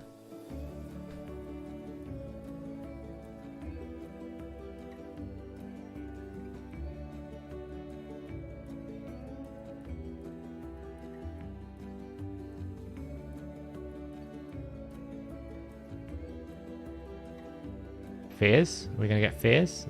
Cantra's nice here because she can tank a bit. Fear out. Yeah, but keep in mind, it's only 2% per fear, right? And it has to be a greater duration. So when Salad is doing fear, he's not adding to the counter because he's not replacing the fear. It'd have to be only if he's replacing it. 1 million. See? It's still growing. 1 million. 1 million damage. I'm going to go back to this. I'm going to clip this.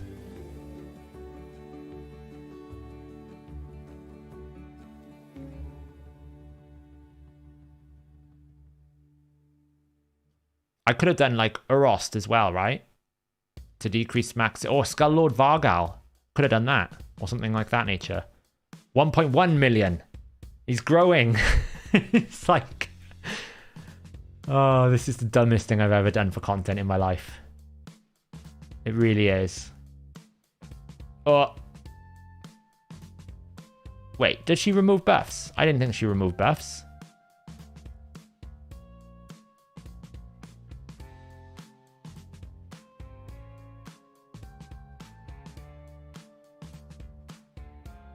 Oh, his passive kicked in. I forgot. I was trying to think what was happening then. His passive just kicked in and stopped him from dying. I was sitting there thinking, why has he lost all his buffs?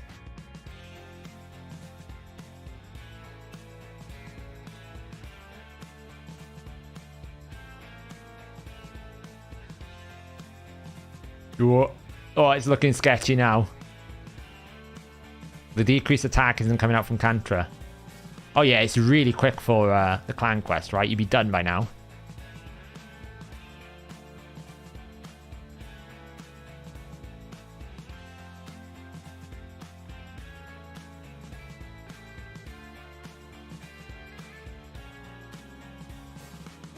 I think we're going to lose the Black Knight in a second. Oh, we're all right. Managed to recover. We kind of needed the decreased attack out there from Kantra, though.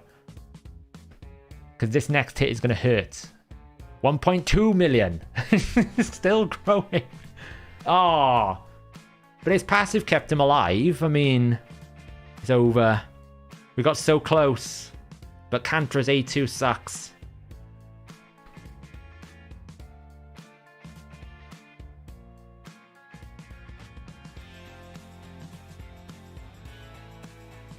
Oh, it's over. Rip.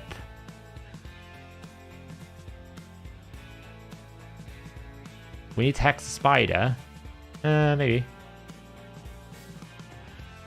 Oh, so you're thinking like the hex spread from the damage you deal. How much is hex? Is it 10%?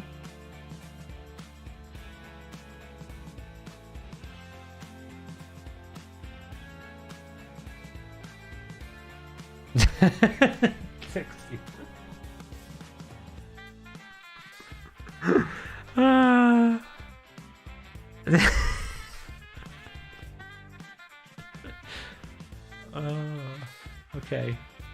That's a bit funny. That's very funny. Let's take a screenshot of that. Working as intended, right? So what are you saying? Like, bring Mithrala in for more healing and hex?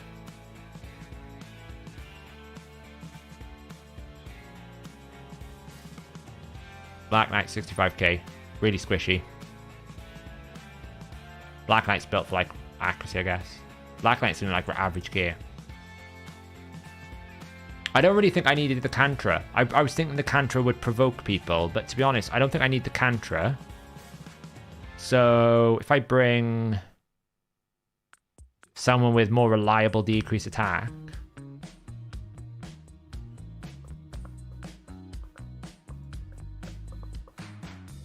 Maybe a Martyr. Kyoku, you think? For block damage?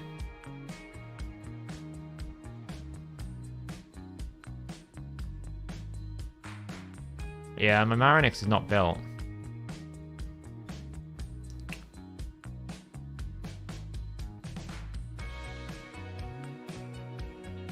I got Kyoku. I'll try Kyoku. Where is she? Kyoku? I don't have Yumiko. Be silly. Kyoku's going to give decreased attack and weaken. So we could bring Mithrala for Hex.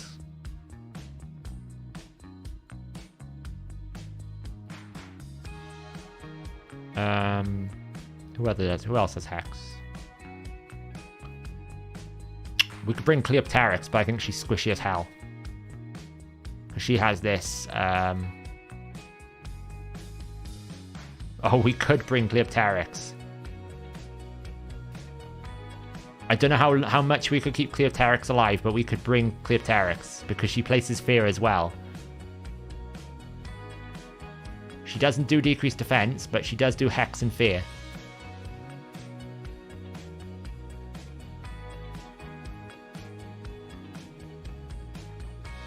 I feel like she'd just die though. Thalesia? That's a good shout. Where's Thalesia?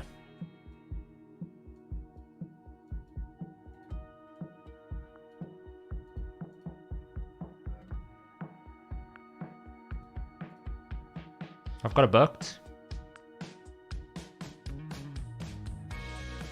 Just attack, though. That's the only problem. You could try it. Let's try that.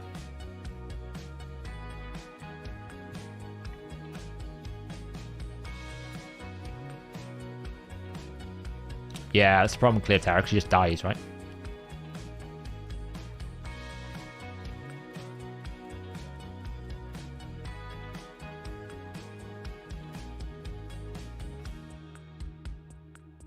Only thing I think with Cantra was she was resisting all the poisons because my Cantra's built like a machine, which obviously Thylesia is not. What blessing should you put on 6-star Thylesia? Chainbreaker's the one people go to for like debuffing because it's got accuracy on it. You could go like Cruelty, especially in Hydra. Like Cruelty's pretty good, right? Because she's double AoE. And you'll get that stacked up pretty good. So, Cruelty, I would say, maybe.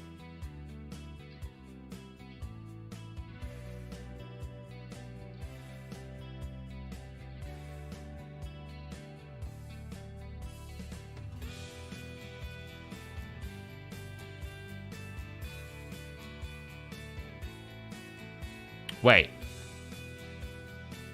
I've just realized the reason why they're picking on Thylesia is because Thylesia's weak affinity here. Didn't even clock that.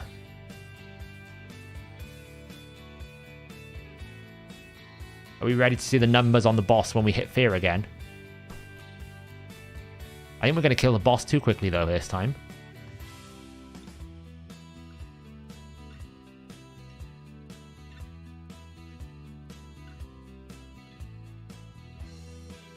The cool thing about Kyoku is you do get that passive heal as well, alongside the double healing from Leech and continuous heals. So I should probably turn off Black Knight's A3 if I was doing it properly.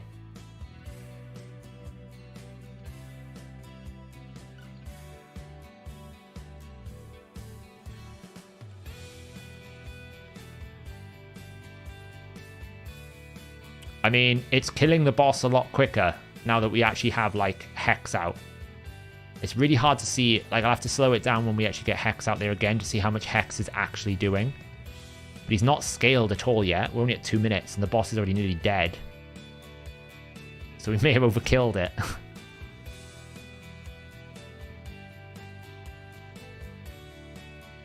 So slow it down.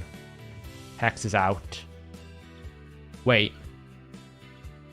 Does Hex work? It's not going to work right now, right?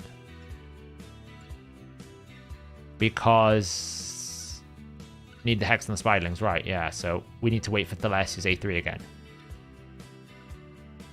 But hey, you know, we'll just kill those.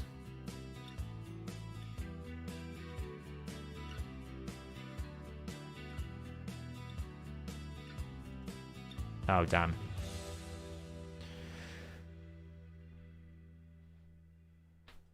Does it need to be on the Spiderlings or not? Or is it just like any, if you tack, I thought if you tacked a Hex target, it all others went.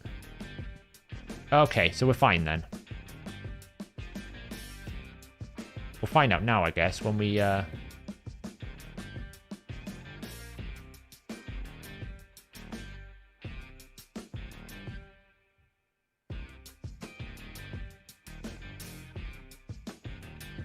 So we should see more than one hit on the Queen, right? Is that what you're saying? Let's find out. Yeah, there you go, 4,000s.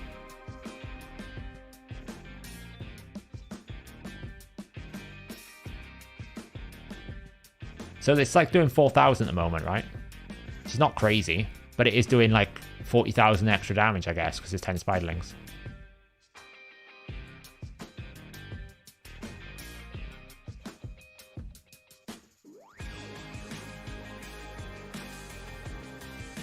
Now, my Kyoku's built reasonably high damage.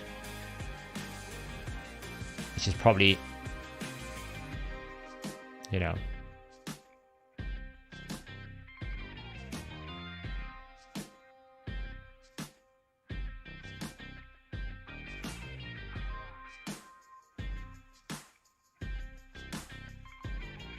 I'll try it. I'll need to time it well. Let's just see. So we want to get the fear out there to unlock it.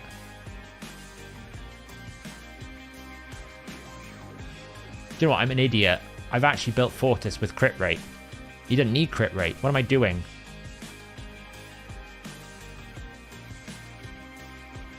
I just realized that after all of this testing, like, the whole build that I've got him in is wrong. So we're just going to skip that there. We're just going to do this. You should have told me, Justin. I've had a long day. Clearly, I'm not thinking straight. They're just dying, though. Right, okay, so. Now, the problem is, how do you get the hex out on them? It's really difficult to get the hex out because she has to attack them first. So I think it's going to be difficult to do. I'd have to bring Mithrala. Or like a Ruel, I think. A Ruel or a Mithrala to really test it. And to be honest, we're killing the boss too quickly anyway. We're not scaling.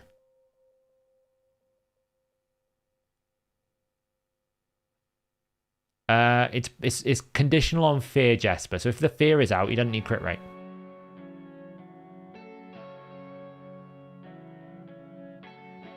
Well, you'd still want crit damage gloves. You would just drop crit rate from his build completely and index into crit damage and defense percentage more. Yeah, Kyoku's built for damage here.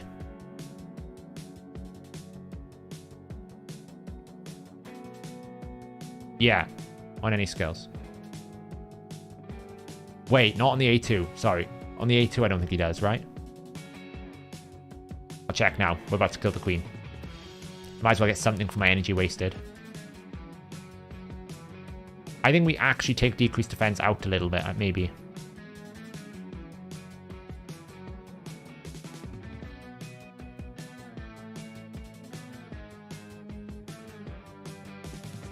Yeah, A2 needs crit, but A2 is useless anyway. You basically want A3. The only time you use A2 is if you need the fear, which means you don't care about damage. A1 and A3 is 100% crit on a fear target, so... And the heck's not bad. I mean, it's doing like 30 to 40,000. It's like a War Master proc. We'll put Mithrala in a second now, see how that works. Because that's a cleanse as well. I mean, I'm not really thinking of him as an arena champion right now, Carlos, because I don't think you can rely on fear with polymorph, with block debuffs, with Necret, with all these issues, Stone Skin. It's almost impossible. At least you can activate it. The problem is it needs time to scale. Maybe at 4 or 5 fears. Like at 4 fears, he's basically about 1 times multiplier less than Soulless. So if they were to scale it correctly, if it was scaled on the way that I suggested, in which it would be a bonus multiplier, then 4 fears would match him up with Soulless. But because it's not, it's basically 4 fears doesn't, and it doesn't feel like it's as good. I mean, I actually think there's usage. You've got to remember, my build here is awful. Yeah? Like, I've built him awfully. This is not how you would build him. So I actually can do this. Right, let's just do this quickly. And then afterwards I'm going to call it night because it's actually quite late. But let's reset. Let's start again. Let's go. Fear. We're still going to go damage, but I'm going to pick A2 this time. I'm going to force Savage or Lethal. Let's try Savage first. We don't want this, we don't want this, we don't want that.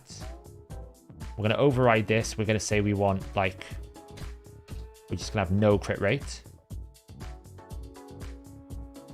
Okay, good. Glyphs. We're going to get this at +3. Defense at +5. So we should be saying we're going to be hitting a target of something like this basic. Say like we hit like a defense or of like 30%. He's going to have increased defense. And let's see what happens. This one should work because it's not the A3. It's 400 resist enough for Brutal Hydra. What does the Stages tool say? Let's have a look. Stages tool. Hydra. Rotation 5. Brutal. It says 450, but you might need to add 50 resistance. So if the Head of Suffering is add 50 instead of the further, actually no, yeah. So 450 should be fine for Mischief. Okay, so this is the build it's recommending. Now, if I include some,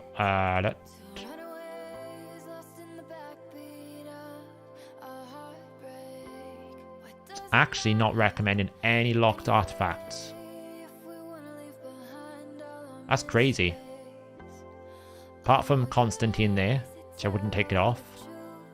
What about lethal? Now this is where I wish they would have changed Instinct to a 2-piece set. I'm not really a fan of like 20% Instinct. I would have preferred it was a 2-piece set with just like 5% Ignore Defense, because then I've got an option to use here alongside alongside a defense base, because I don't really want Cruel, right? Cruel's pointless. I don't want extra attack. So Lethal is coming out at 5991. Lethal's actually probably not good here because I don't need crit rate. Really, I probably just want Savage. I don't really want crit rate.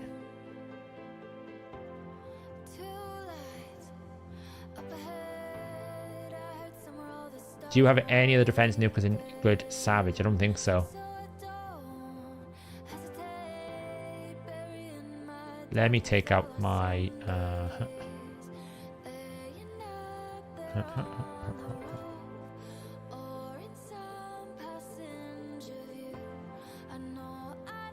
Interesting.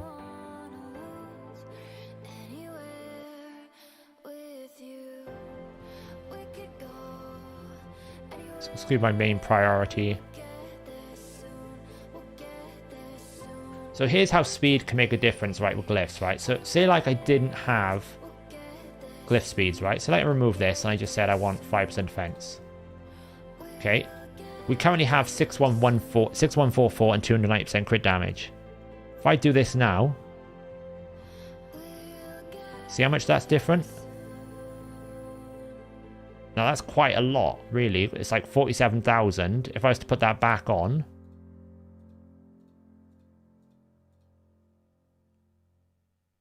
it's 49,000, and that will scale. So it's important that you do glyphs because it can make a significant difference to your builds.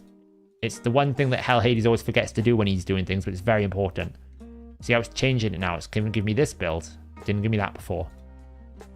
But I don't want to do too much here, so I'm going to do +3.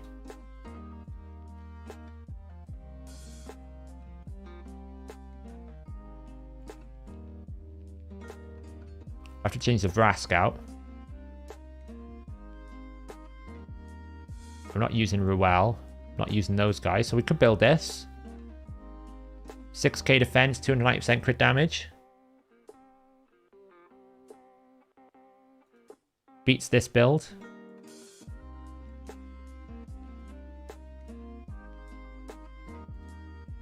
Do I have the silver to do it though? Yeah, just about. Let's do it.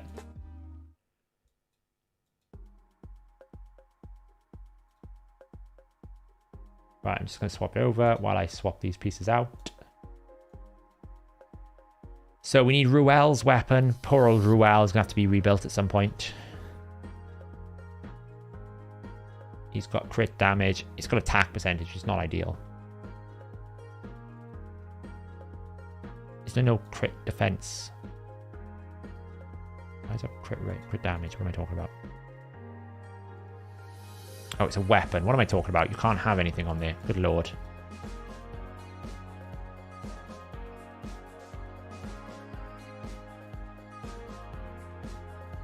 That's a tastier piece, I think. Just wondering if we drop a little bit of speed for not having to swap it out from Ruel. Save us a bit of hassle. Don't really care about the attack stat here, so the quality is all about the sub stat. We would trade 9 speed for 24, basically more crit damage. So we're going to do that. Crit damage, defense percentage.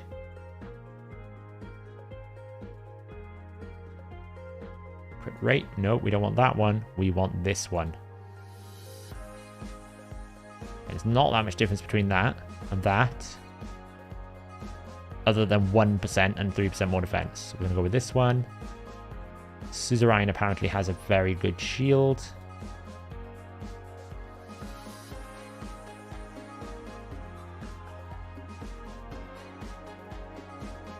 I don't know why Suzerain Katone has that shield.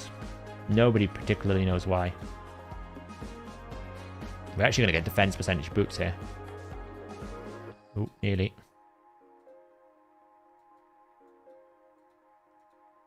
We want that piece. See if we can find some better defense percentage boots without having to break my Vrask.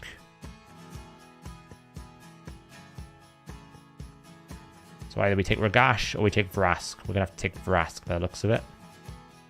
Oh, don't do that to me. Right, you're gone. Who cares about you anymore? Okay, and then last but not least, we need some crit damage gloves.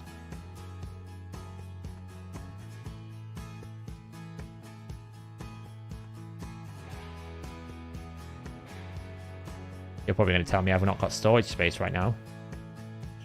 Stupid things. What's this? It's alright.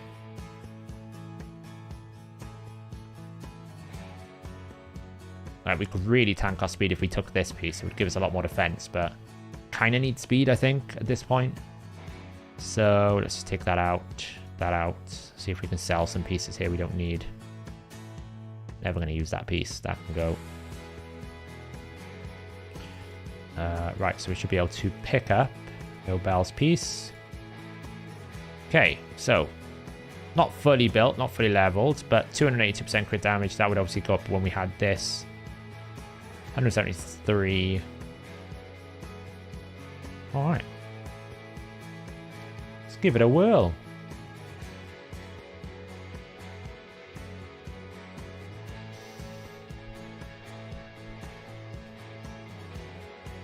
There was, but I forgot to put speed in the build, Midnight Sheep. So it was like 129 speed, and unless you're Aileal, you can't really do that. Oh yeah, I need to do the glyphs. I don't even know if I've got the silver for the glyphs. I haven't even got the silver for glyphs. Where is he gone now? How fast is he? 173. Obviously, we could get a lot more from defense. We can do some 5 stars. Oh, of course you would +1. Of course you would. Because you hate me. +4. Yes. Okay, that's good enough, I think. 178. It's a bit slow, but hey. Yeah, no mastery. He's got some. He's got like crit rate, crit damage, right? So he had like... He had a few, so he's got like a bit of defense based here, but we don't have like, you know, healing. We don't have increased damage there. He hasn't got Helm Smasher. He is in Savage now, so this should do a lot more because it's now ignoring 60, what was it, 55 defense?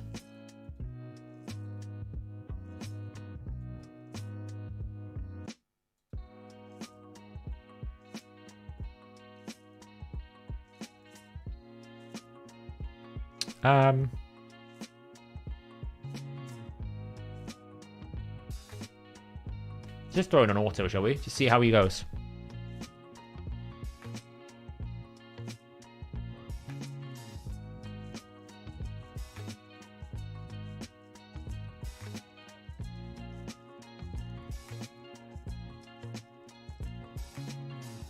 probably need increased accuracy for, to be honest, like, Martyr's not great here. It's going to slow it down. Actually, let's take out Martyr. It's going to take so long with Martyr because of all the counterattacks. Let's take out Martyr. We need Black Knight, maybe?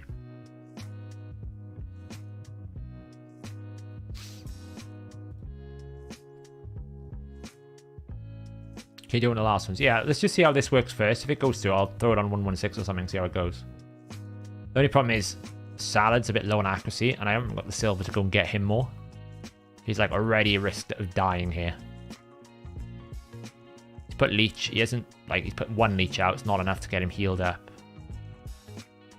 He's not a fair candidate for here. I need to bring another fair champion. But I don't think I have another fair champion that is tanky. Like, I could bring Romanto, but he's equally as squishy. Jack I've got, but I don't think I've got him built. I don't have Cardiel. I don't have Elder Skarg. So, in terms of, like, fair options, they're a bit limited. Could bring Miscreated Monster, I suppose. But I think his accuracy is too low.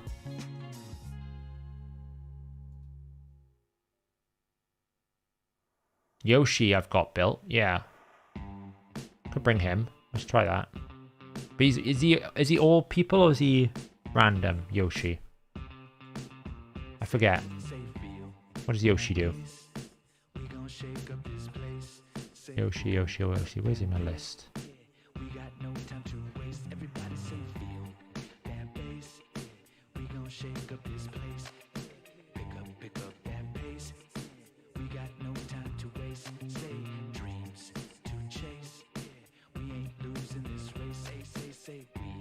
He is not showing up on my list at all for some reason.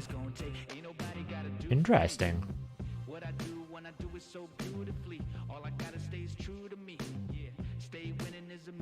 So the idea with this, we're just seeing, like, not necessarily for my level of account, but and in this current build, but more how good is he at this kind of seer type? Can he get through waves, right? Can he actually be a solution for people who might struggle at high-end Doom Tower, considering he was a guaranteed Void Legendary, right? So he's not going to have weak affinity issues. You probably wouldn't build Salad the way that I've built him here. Like, there's a real risk we could just die straight out right now and get blocked revived. What? Passive kicks in. Some survivability. Granted, it kind of, like, didn't place the fear because I've got no accuracy, but I feel like that passive is too much of a penalty. I feel like it should be 100% normal fear, and that fear can't be resisted for all the penalties he faces in that passive.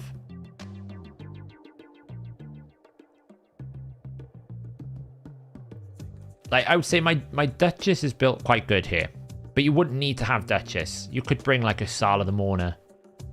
You could bring someone else, right? Lydia is built reasonably, like, standard for an arena, and Black Knight isn't built at all. Salad is not built for this, and we're getting through the wave. Now, it's not any nasty setups here. Granted, we've got some block revivers, and we've got some big hitters, and we have seekers, but there's no one here that's, like, Rotus level, so it's not a difficult floor. But it is floor 97 of Doom Tower Hard, and he is pumping through it. We're at 70,000. It's not crazy damage, considering he is now in Savage.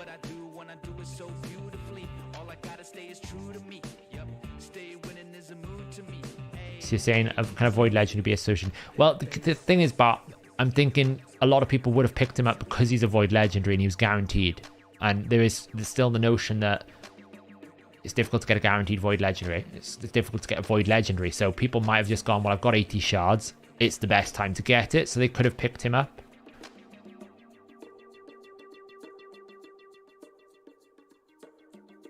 Yeah.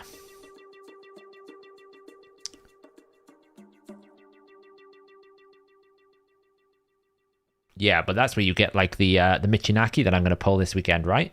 So that you can just fully buff strip and fully then hex out. If we had Michinaki, that would be the champion we would put in this team, in that spider team, right? Because he can hex, he can fully cleanse, he's got decreased defense and decreased attack, and he will counterattack on the A1. You could literally run a Fortis, Michinaki, Fear champion, like Martial Ed. That would be a trio and a half. That would be a trio for the centuries.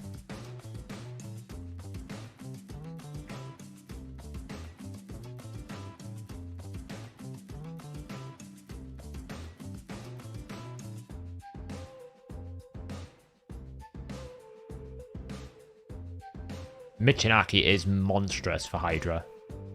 Cold Brew was saying that he was testing Michinaki and he was basically matching Acrisia's damage output. Which, if that's true, that's insane, right? I mean...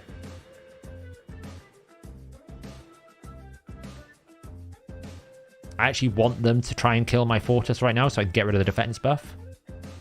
Not gonna happen.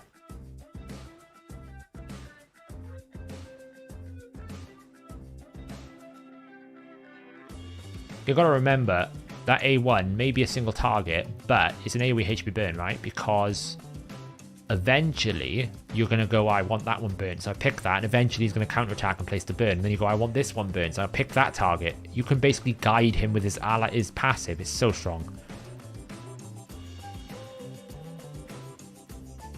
What you're hearing is that Fortis is easy to replace if your account is only reasonably advanced. I don't think I'm doing a very good test here. I don't have the silver. I haven't got him booked fully. I haven't got him mastered. I haven't optimized his A3 correctly because obviously I'm not factoring in the 30% extra ignore defense. I'm assuming it's going to require lethal and savage. I've not got the setup right here because I haven't got a Saladin and high enough accuracy. But I mean, it's beating it on auto.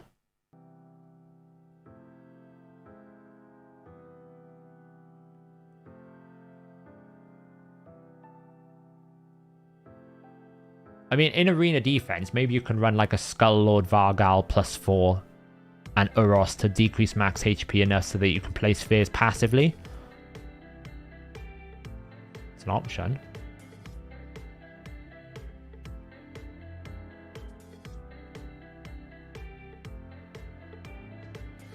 Oh, this is looking a bit nasty. Whoa, that was like a supercharged whirlwind. What the hell happened there?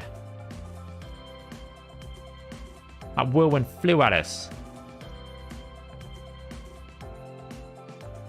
Uh-oh. Oh. Oh. Well, that was the end of that plan.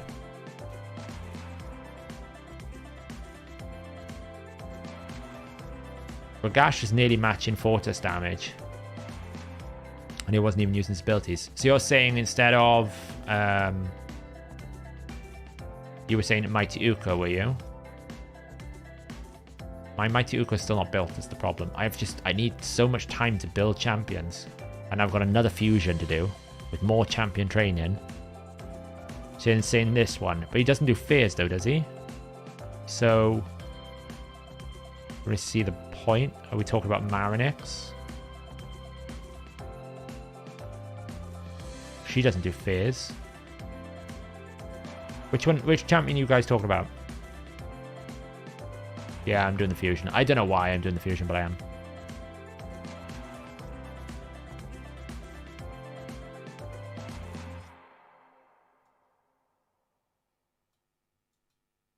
I don't know, guys. We'll have to see. I need to basically farm silver up tomorrow, get the artifact enhancement done, try and get him built out more. And then we'll see, basically. We'll see how he does. I'm going to get his masteries done. I'm not giving up on him. I still think he's possibly good. But we need to do a bit of work. One thing I need to do is re-equip my Vrask with some boots. Where's Vrasky boy? What affinity is Vrask, guys? Can't find him here.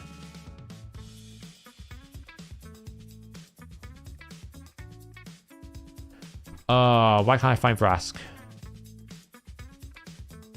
Green Spirit. Level 50s.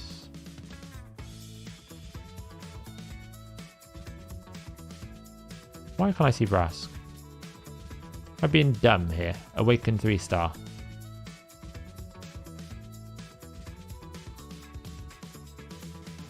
Oh, is he up here, Awaken 3-star? Oh, it's late, honestly. Vrasky boy, come back to me. Defense percentage, speed. Oof. He's a bit slow if I don't have some speed on him. I mean, that would basically give me like 11 speed. Be better if I had some like that replaces 32 speed. kind of need speed on him. Yanis, thank you for becoming a member. I've started looking into like membership things now and how members work on YouTube. It's still a new thing for me. Like obviously it's a bit, I know it's a bit like Twitch subs, right? But I know with YouTube it's a bit different. We can have like YouTube like member only videos and different perks. So we're going to get like, I think some emotes done.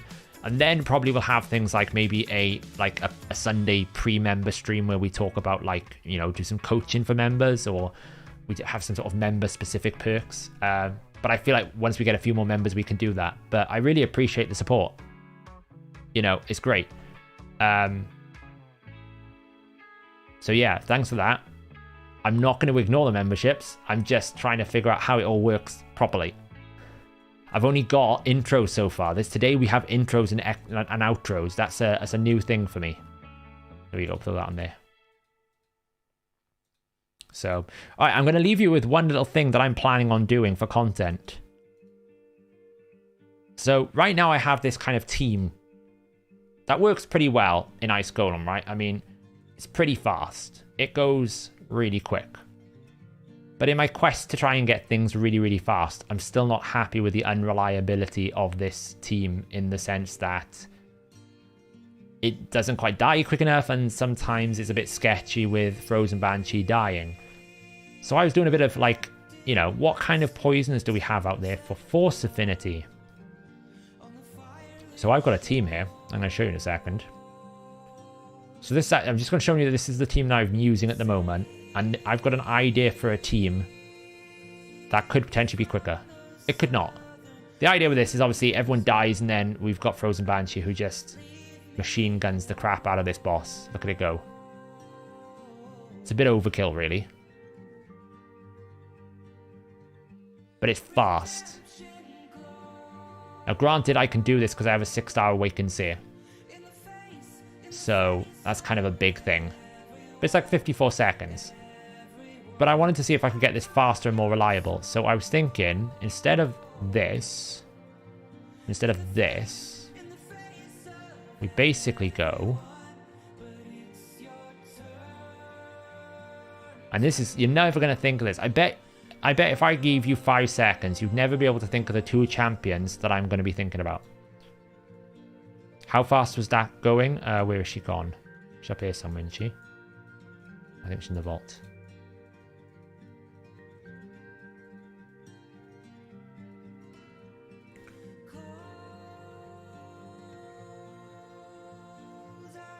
She's at 209 speed, 357 resistance, 220 accuracy. I basically picked stats for the blessing because, to be honest, the blessings are relevant here.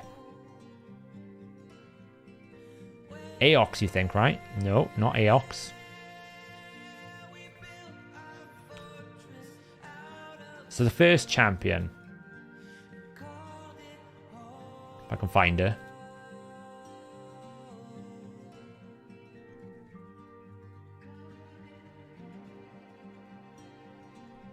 Leburger.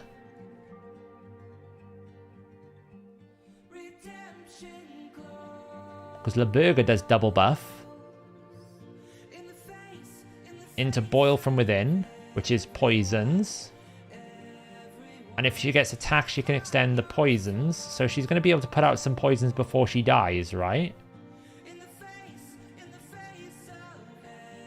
So her and this champion.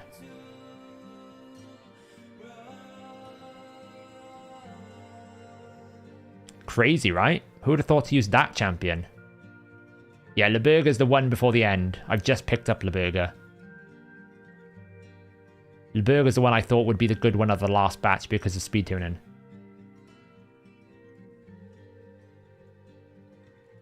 Why this champion? Well, the first thing is Force Affinity. So if I'm right, Force Affinity is strong into magic, so it should be able to survive longer.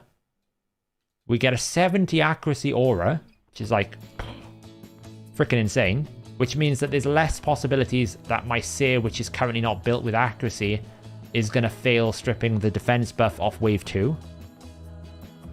And then we also get a full extension of all debuffs, and a 100% chance to place a poison for 2 turns on an A1.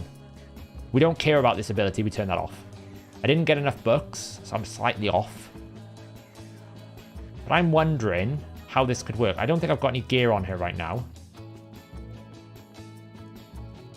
But the idea would be, Leburga does buffs. So like if I just quickly eyeball this, and I go, okay, well I need helmet stats. Helmet was a triple buffer. I don't need the triple buffer. I'm overkilling on triple buffer. Where's helmet in here? Anyone spot him? I hate that they reorganized all these things now because of awakenings. So helmet is running around about 108 plus 135. So he's running at like 243 speed.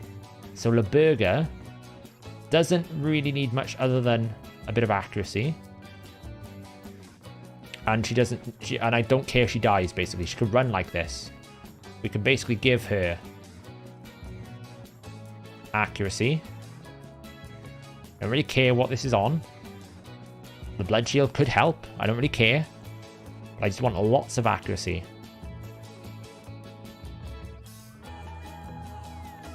Preferably without me spending silver.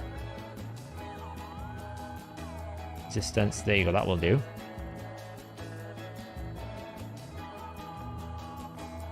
And then we go HP and HP. God, this song's a bit wacky. The hell's this? The hell that was?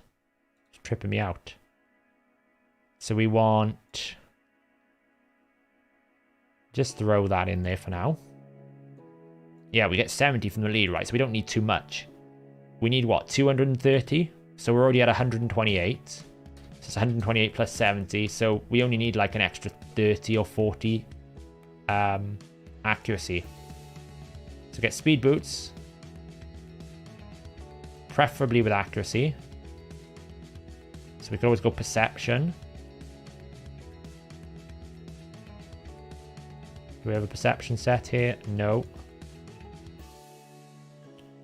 Do I have speed boots built? I really don't want to have to use any more silver today. I'll just go for that one for now. It's not perfect speed. And we just want speed. Speed is the name of the game. Do we have good? I wouldn't use that on her, even though it would be good, because I'll just use that piece. Again, I don't care about her surviving. She can be as squishy as she wants, for all I care. Speed. Because there's no points where she's ever going to take any damage.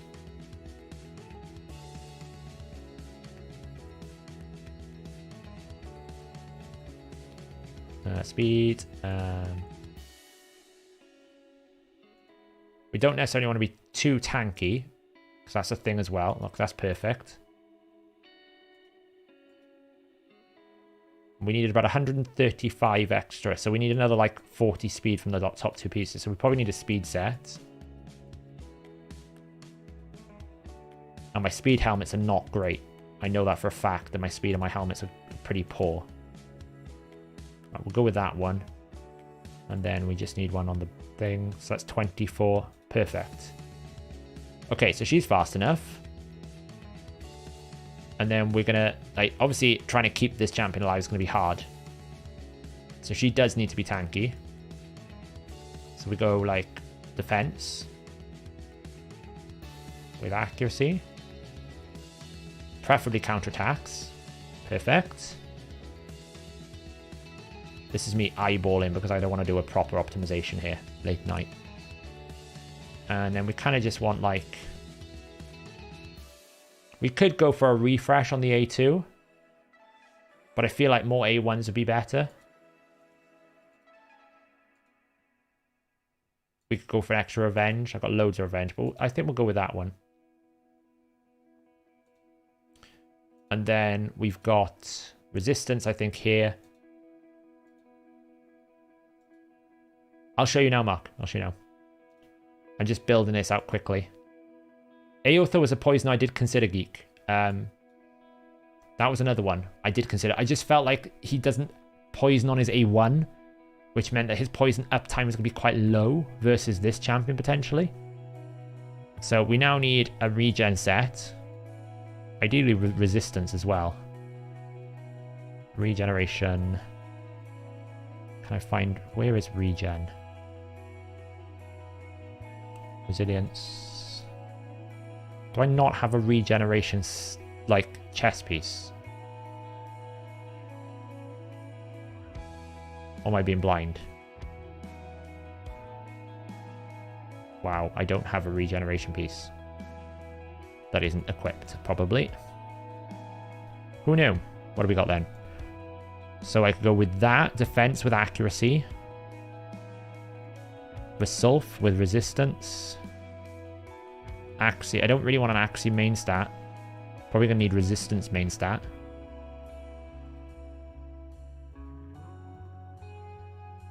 I would imagine.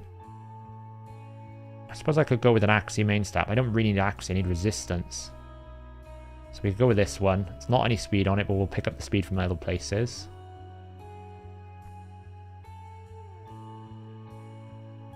Yeah, they snuck that in, didn't they? Not that it's going to be achievable.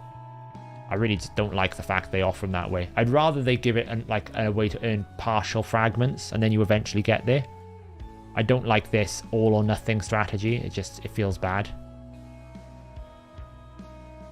I am kind of looking for like if I can get a resistance piece just to finish the set, but not fussed on it if that's the case. You can bring Tyre. Tyre's built well. I lack silver. Time to sell some things. What are we selling? Oh, that one's bad. We're never going to use that.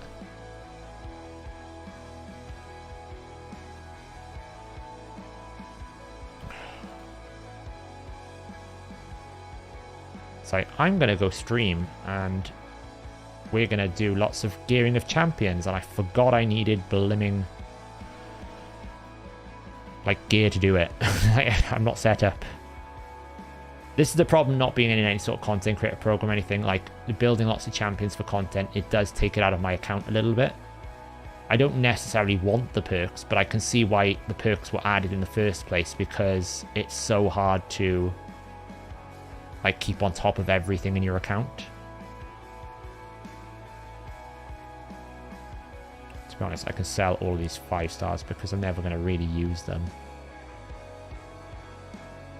I tend to keep the other pieces just because they are sets. I could, but I'm not going to spend clan gold on it. I could farm some, really. I just wanted to do this quickly before I finish stream. I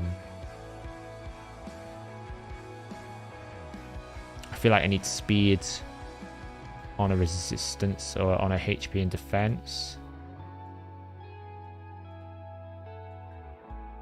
Take it off Tyre there.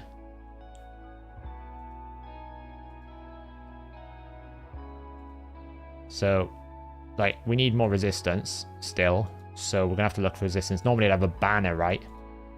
Yeah, they just get lots of books and different things. So they get a bit. I don't think they get a bit of energy as well.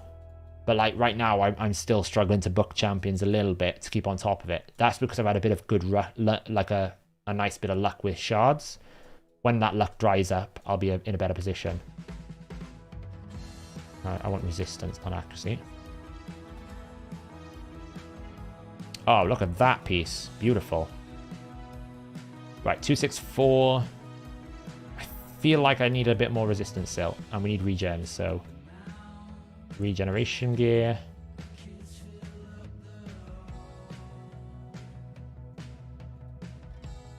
Perfect.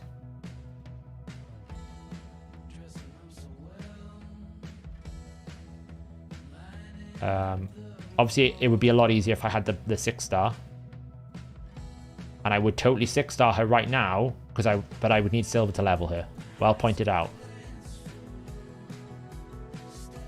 I could break my Shamael. Don't really want to do that. I don't think 300 resist is going to be enough to avoid the decreased defense. Let me just check that.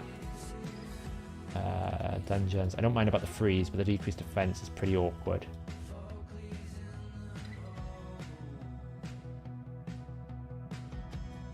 Oh, I need 305. That's okay. It's okay. I can run it without that. Pretty borderline, but I think it's okay. So we can just run lots of speed. He says, as he hasn't got a speed piece. Exactly how much I would be recommended. Okay, so all I need to do now is throw a few brews in her just to try and keep her alive. And we can test it.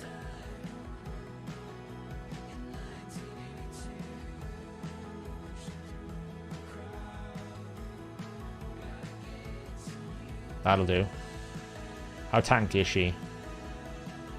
She's squishy as hell. She could just die from direct damage, but it'll be a good proof of concept to kind of see how it works.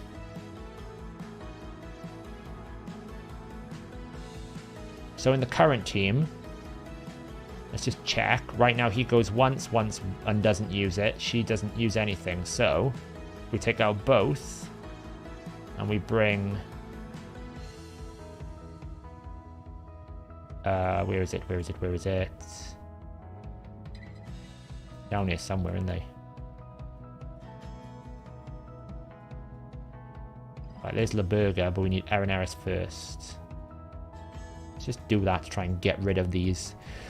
Yeah, I could probably got glyph space there if I had silver, but I don't have silver, right? Right, so she just needs to do that. She needs to do this, but don't use that. I don't want her to use this on here either. And then on here, we don't want it to use the buffs. Or we do want it to use the buffs. And then we want to second that. And you're never using this ability. You're never using that on here or on here. And you're not using that on here or on here. So. I know, right? What should happen is these guys should reset things. So we should go buff, say nuke, reset. Buff, say nuke, reset. And then it should kill the wave and then we should be fine. Let's see if the concept works.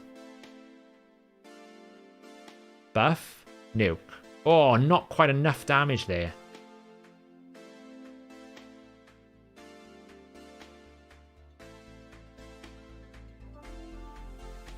That's frustrating. I might need to get a blood shield or something.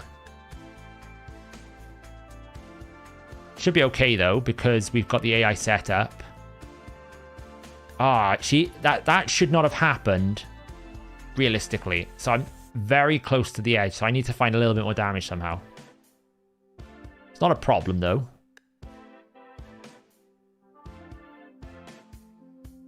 It's really frustrating these single target, like... Ah, she's not doing it properly now. Okay, she just died because the allies were still up. It was close. I need more damage. So, what we do?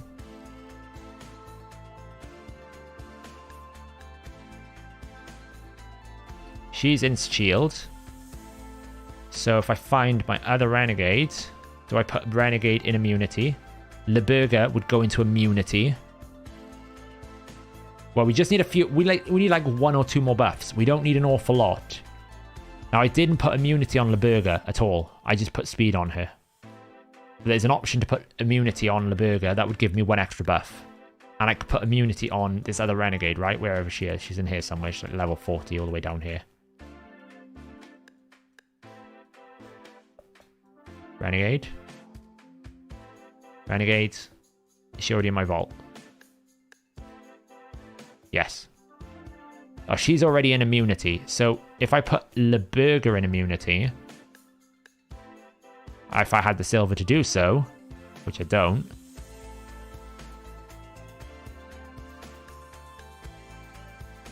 Yeah, we could do that actually. That's a good point. Let's use this new little tool here. Let's go champions. Seer. Let's swap view.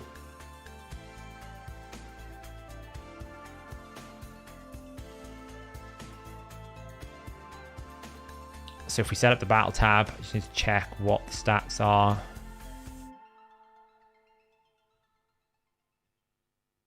$350. 6445. Oh, is that the highest one?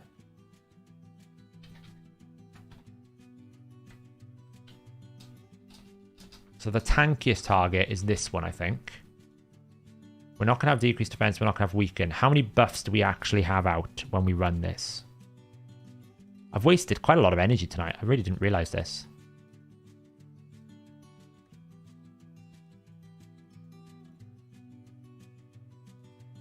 So we get 1, 2, 3, 4, 5, 6, 7, 8, 9, 10, 11, 12, 13, 14, 15, 16 buffs. See, it's right on the border.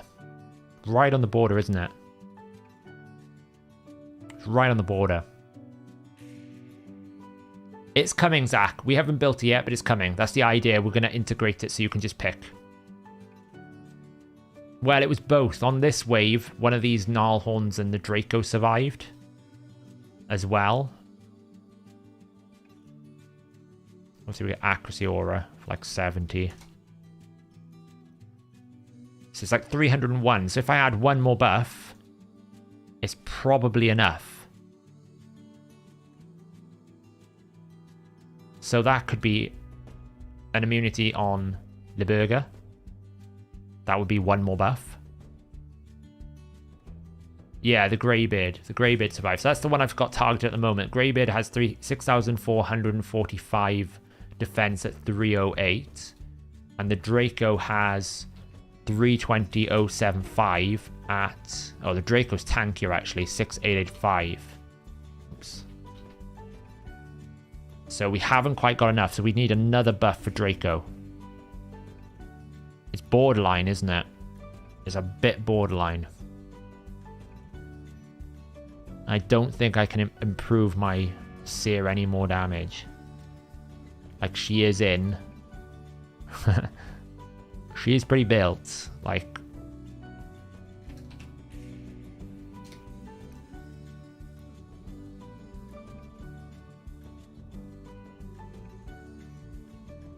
I don't think I'm going to be able to get this any stronger.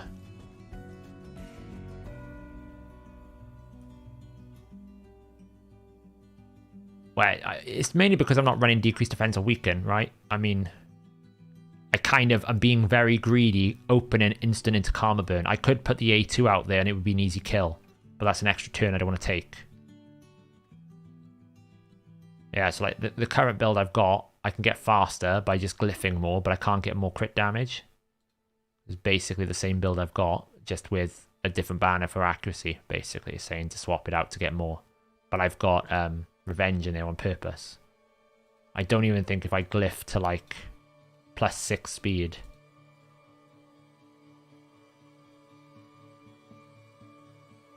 Because I basically stripped all the gear and I built my best possible damage dealer Seer. The only way I could do it is if I dropped the speed requirements down to like 210.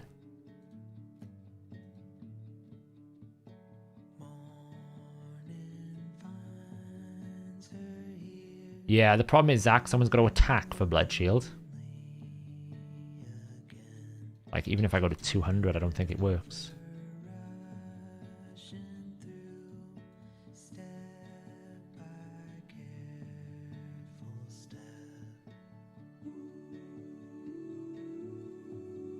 It's the speed that I'm asking for is a big problem, really. I like fast Seer. So... But you can see, like, I am picking the most insane possible stats I can. I suppose if I went to 190, it's going to change. At some point, I must find a better build, surely.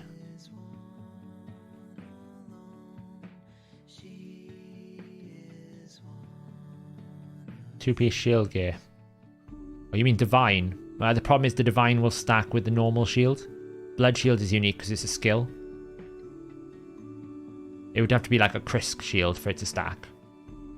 But I don't really think I can fit Krisk into this team.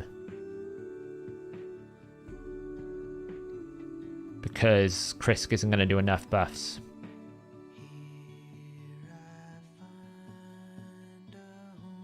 mean, I don't even... I feel like my build is naturally fast because it's the strongest it can be.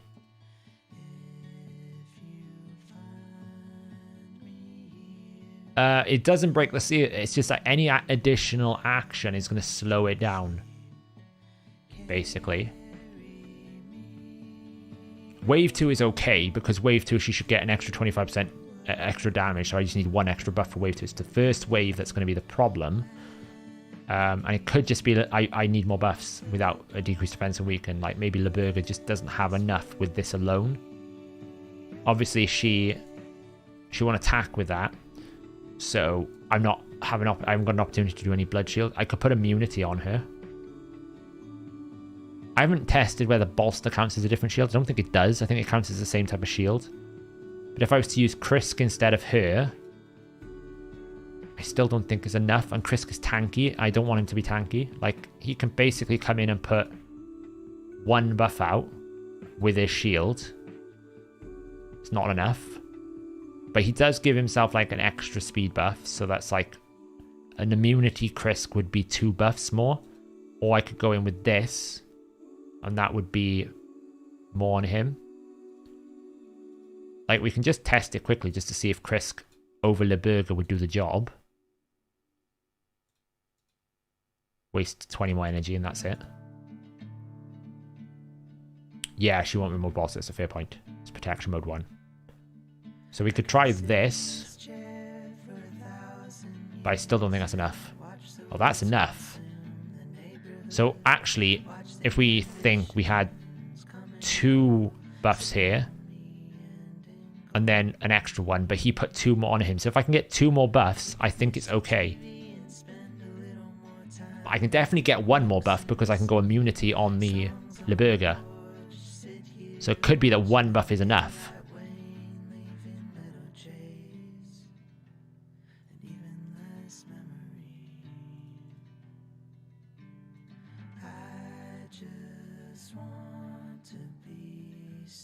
And then this is enough. As long as she buff strips, that's fine. And then she should go again.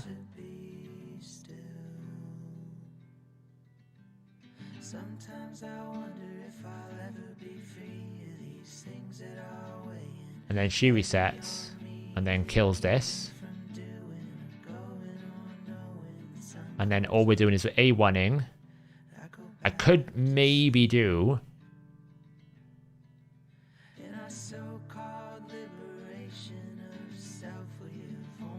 Like, she's not tanky enough at the moment, so I can't really test it for sure.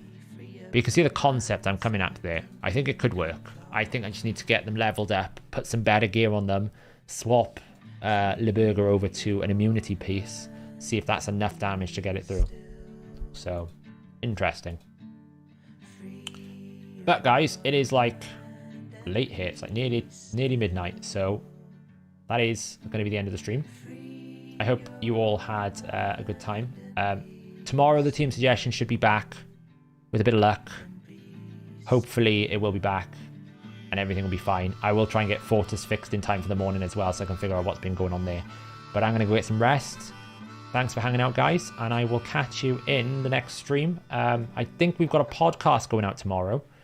I think that's going out tomorrow, so there's a new surprise guest from the raid community on the podcast. So yeah, keep an eye out for that.